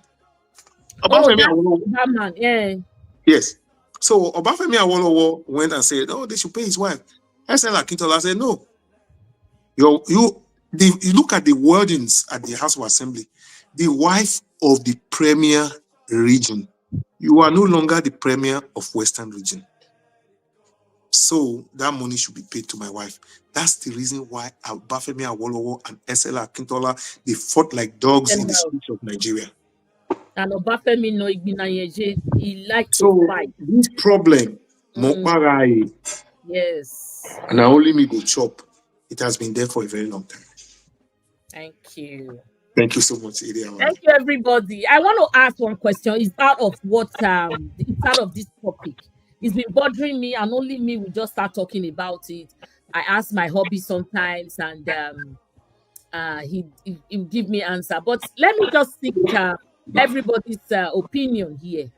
I go to some fora and I see, Obaseki will just come back and beg for forgiveness.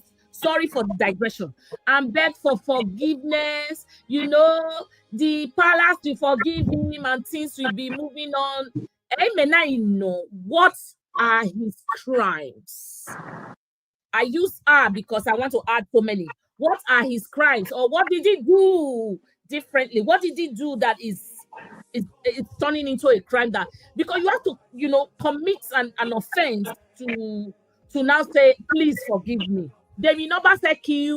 I'm asking my whole family, the audience here.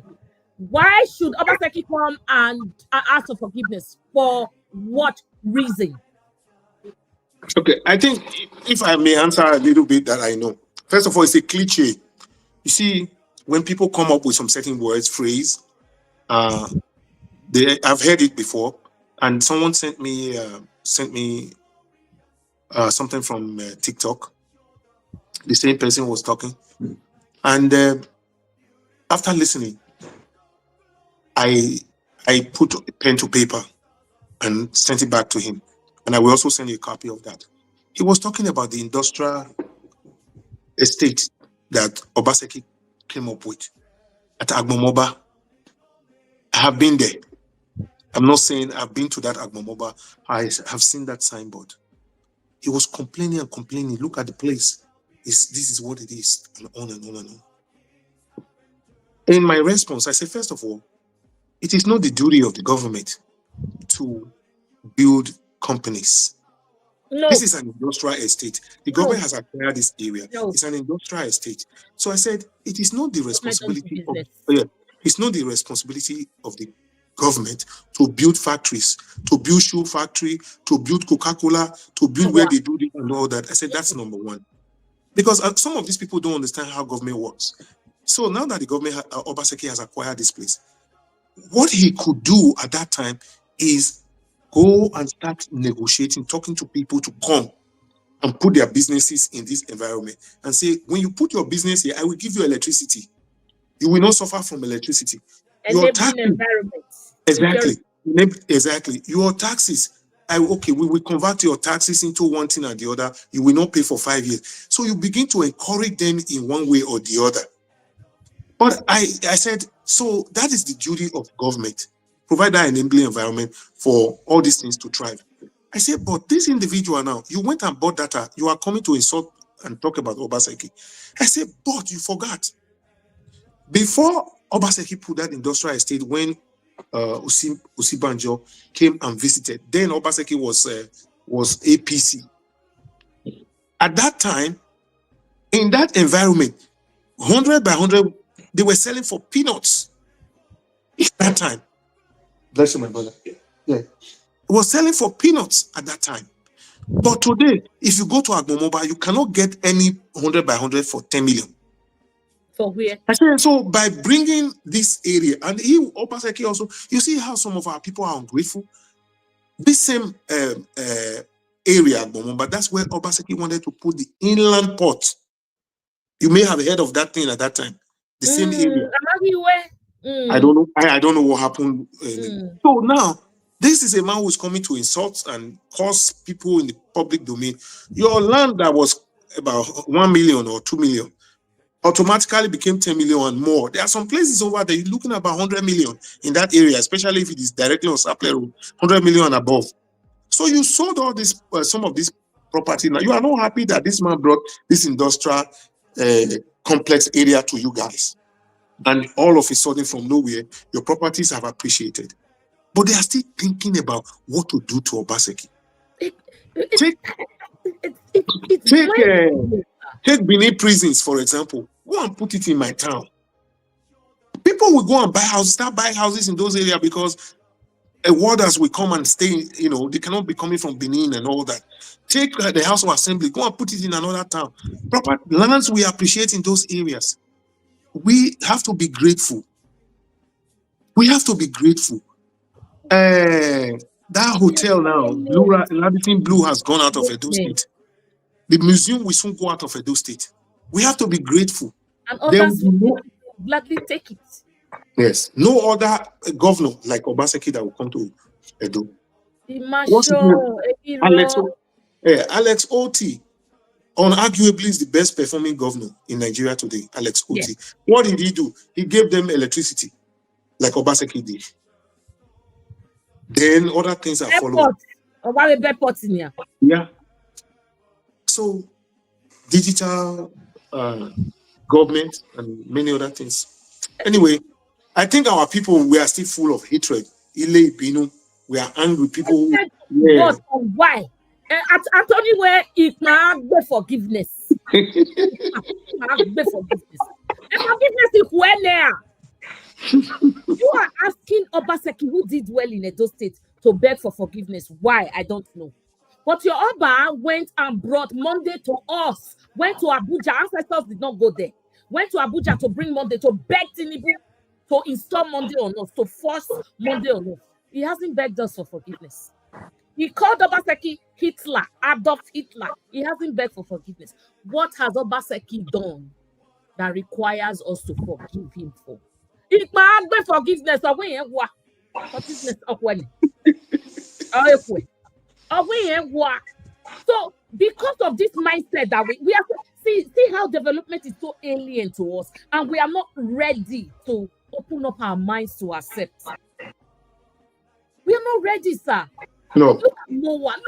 Look at the world-class buildings and projects that he put down for us.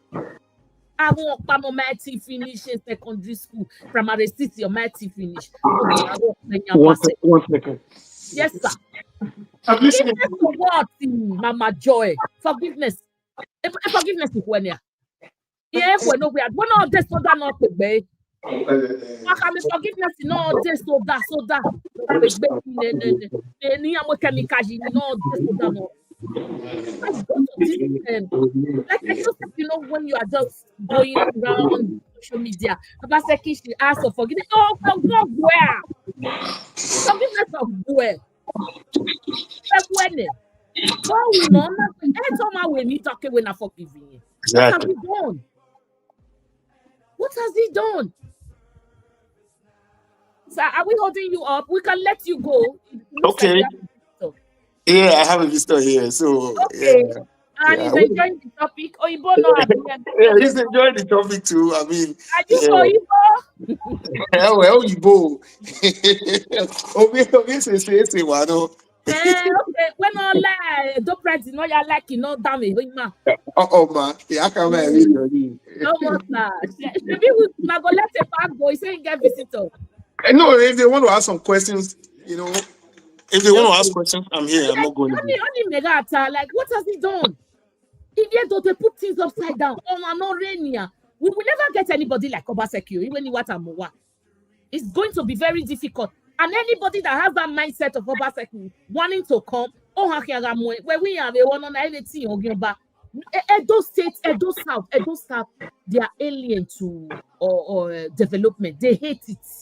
Anything that will make development come to that state, look at this local government that we've been talking about. Why is Ikpoba Why is Ikpoba still one local government when it can be divided into 5, 7? When I body as your bow.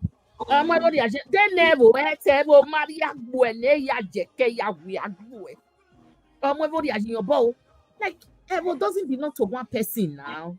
Make it develop. My people, Mona beg people. My waro it's been like this from time immemorial. Ogasa. The way you were 30 years ago, do you do yabai? You see, for me, I think there's this. This is how I would say it.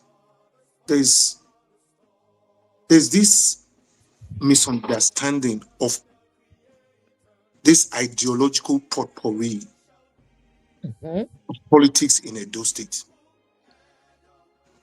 What I am saying here is that in Edo State, the people, that is why it will be good for us to allow people to go to school as many as possible. I wish there would be someone that would come up with a good free education like Ambrosali. Let people go to school. When they go to school, let them go to school very well, because my father says half education is dangerous. And if my cousin is watching me, that's the wife to the elder brother to my father. My father will say half education is dangerous. He says, he says that woman will say half education is dangerous, and my father will say illiteracy is a disease. No. If not,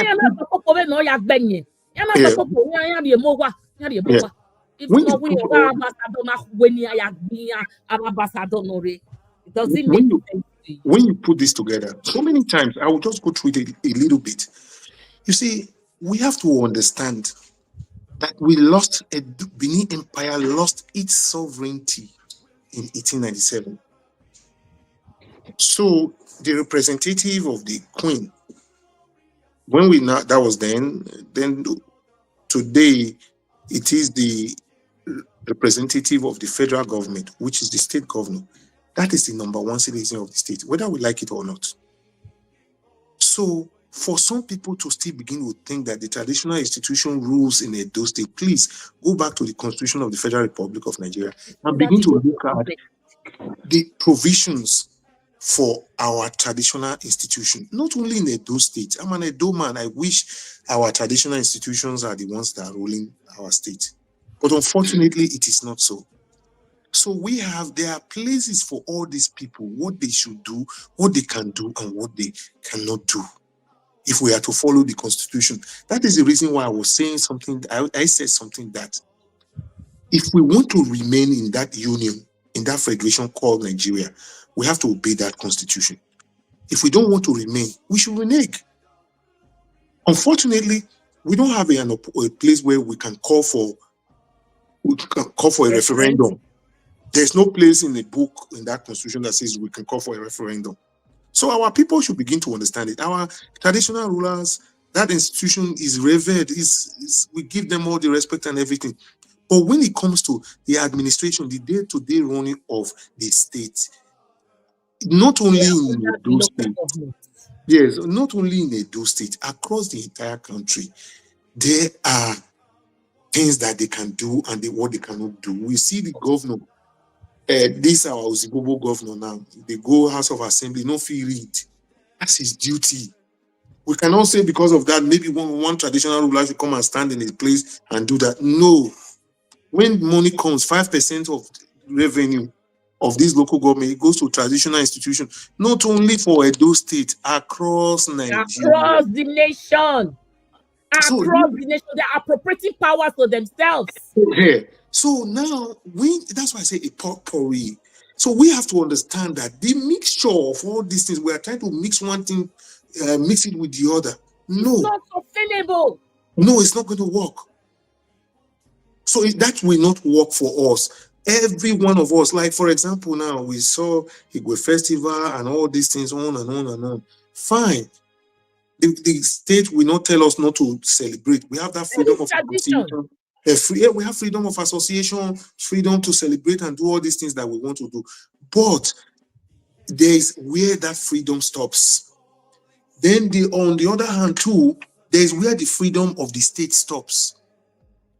For example, if the market, it was not gazetted that the markets were going to be taken over by the federal government. There's nowhere. Yeah, there's nowhere.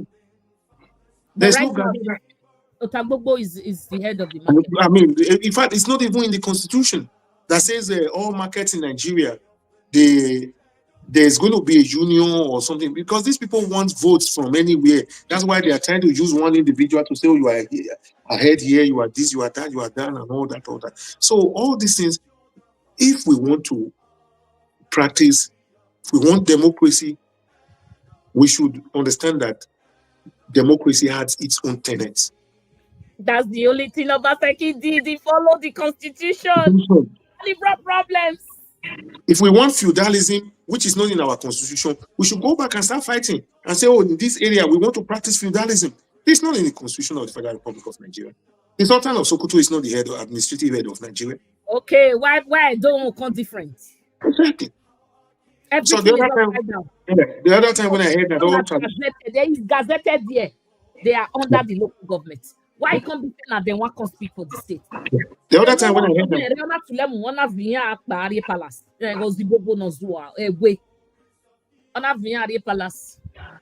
he couldn't speak. He doesn't know what to do.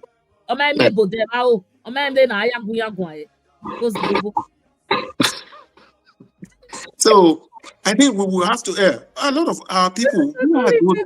Let us all of us understand. Yes, we respect our traditional institutions and all that. But they should be placed where they are placed. Exactly. So that for example, on powers. You know the reason why. Government here. Our local government, for example, the reason why we don't have good people contesting to become local government chairman, because the state governors have engulfed. They have swallowed all these local government chairmen. A lot of people, for example, someone like me, I would have loved to maybe go and run to be a local government chairman because I want to better the lives of my people.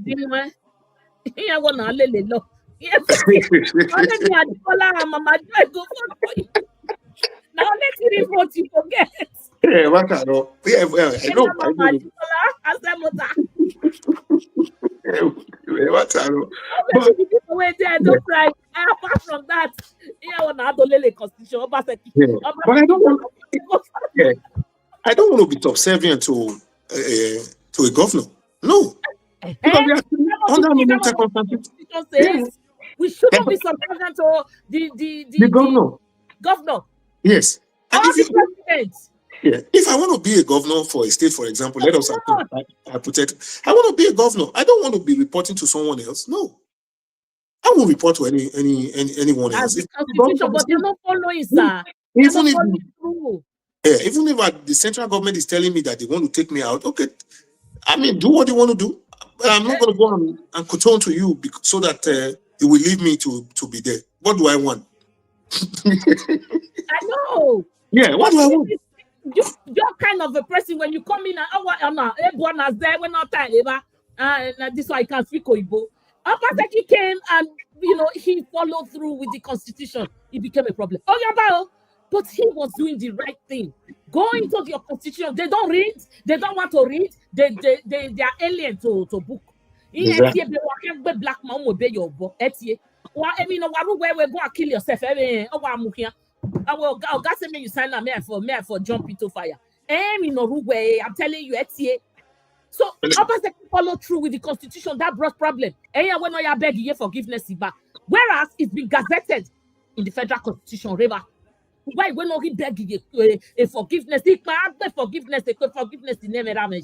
Forgiveness is an orphan. What can go beg for forgiveness? I'm talking to the whole world now. What has he done? Yeah, Mama, let me make you our audience laugh too. Yes. There's this during that is this South Africa. What do they call that when they always fight? This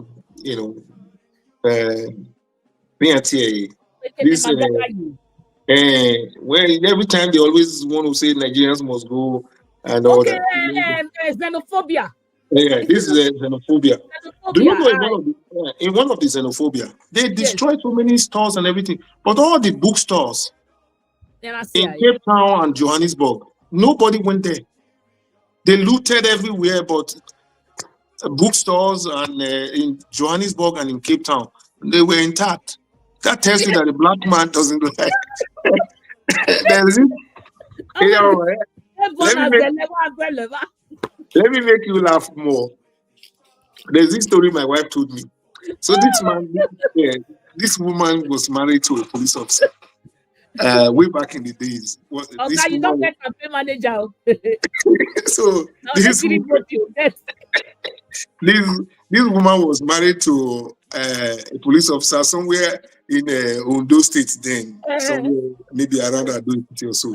So, and with his wife, they were there.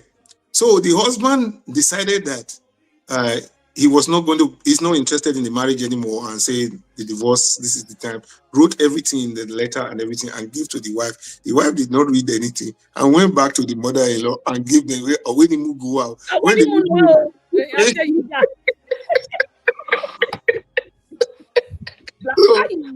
Black man, a lot of people don't like to. So kill a black man, give them a book.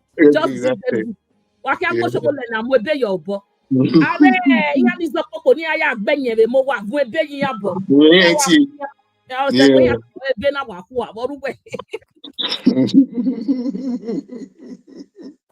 Don't want that. Thank you so much. We'll see. Go to your visitor. All right.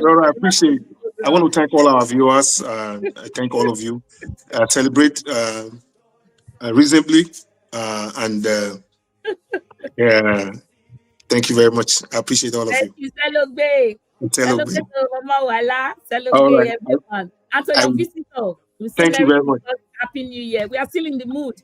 The Christmas is the Yuletide season. So, Mayereva. Mama Increase. Yes, Germany has a modern professional military called the Akenzua, comprising the Army, Navy, Air Force, and Cyber Forces. Okay. Oh, but here may nuclear weapon. Here produce a nuclear weapon. Okay. So here I'm here and Ogbe. Where I go be your campaign manager. So you not worry. I go tell Ogbe say you don't get campaign manager, but no say now 3 or 5 votes now go get. You cannot get vote because Ogbe not go bribe. Okay, when you hire bribe, okay, no voting him no more. I'm not bribing for anything. Ogbe be like Obi. She, you don't go see. Vote for good governance. Because the money where they want to bribe you, when you don't chop your own, you not go get good governance. So now that one Nigerians those state don't understand so well. I don't hear 5 naira be 50 me at 10,000 20,000. For 4 years you go suffer. Good governance is better than all those egunje. Good governance, my people. Again, imagine now everything is upside down. Ekeno weje ohun hero. Ekeno unje onisan hero. Or agwagwa will come a bet. Come everyone will come a bet if I not buy you. Oh yeah, come. That's your mouth when you take the talk. If I not cut out, how do you hear Ladia? How do you hear Ladia? Oh, when you come a bet. Just not a bet. I love when you go that there. Una too well for my body journey. Oh, it seems like those are afraid of development is alien to them and they don't want to open up their minds. How can you abioye kembana bima, right? Red sand. Now we see get. There if not be this us now way they diaspora, we can they build modern houses for Edo. Now that's a awaken. Now we go see meat when we reach house. If not be Matthew, thank you for coming. You don't like the show. If not be we did diaspora. Modern house. Oh, where can? Latiri mi yokowa. Oh, where can? Where go fall down some part of the eken. If not be now only building now you go see. Finish. There is no better company. If not be Chinese way still come they do those tiles and the doors and the rest. Obaseki came and did the right thing. He followed through with the constitution. I will not do where you talk. No, forgiveness. Forgiveness in my way. He never bath. Come beg for waiting he do because he followed through. A better gazette yo federal constitution river. A gazette traditional ruler those states of power. It cuts across the nation. It cuts across the whole nation. So mona not can say, oh, they witch that's why they don't want to make it get power. No, they're not supposed to get power. Now just traditional things that they're supposed just preside over because we've had it for the longest time. Now our heritage. You understand? So now those traditional things now they get power over.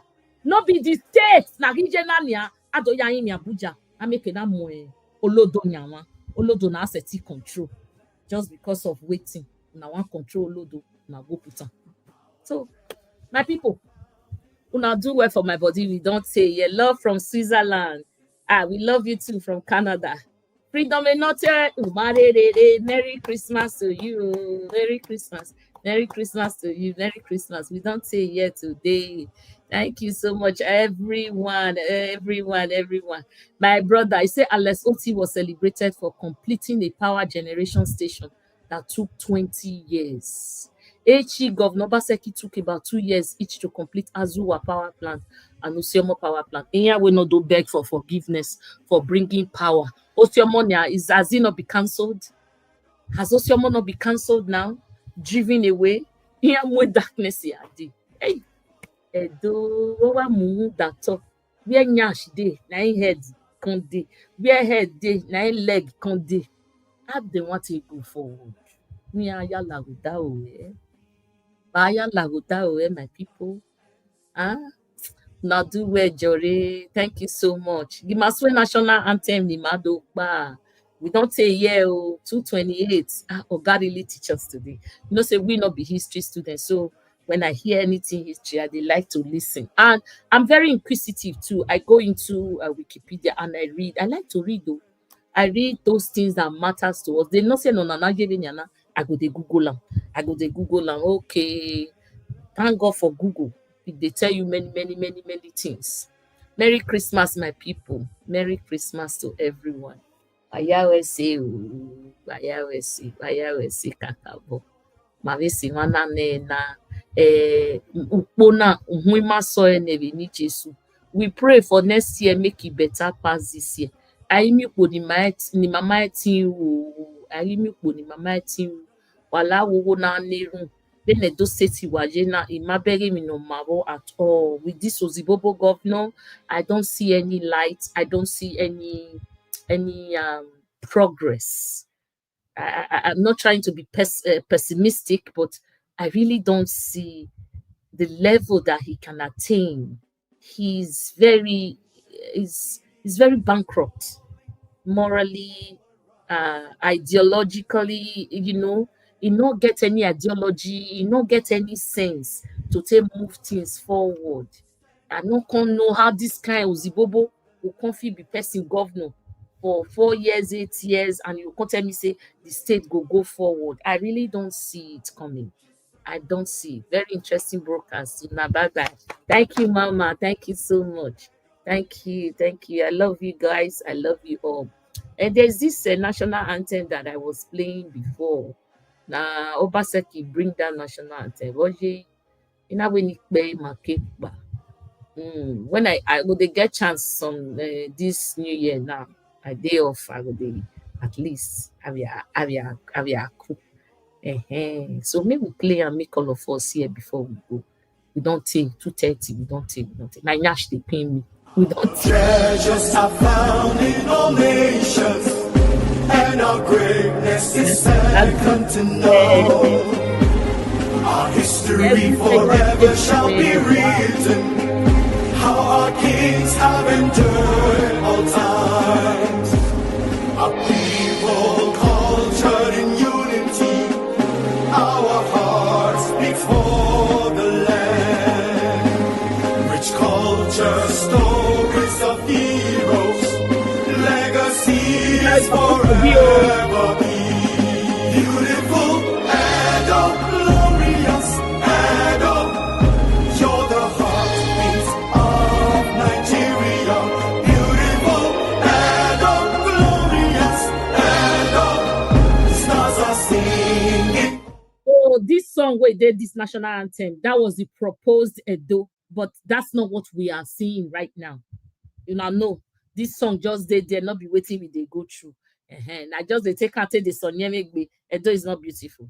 Edo is toxic right now as we speak. Edo nothing comforter. My people, like I said, una do well. Thank you for staying with me, and I'm wishing you all a fulfilling new year, a fulfilling year ahead. Igwe for us and everything. They say people not even celebrating.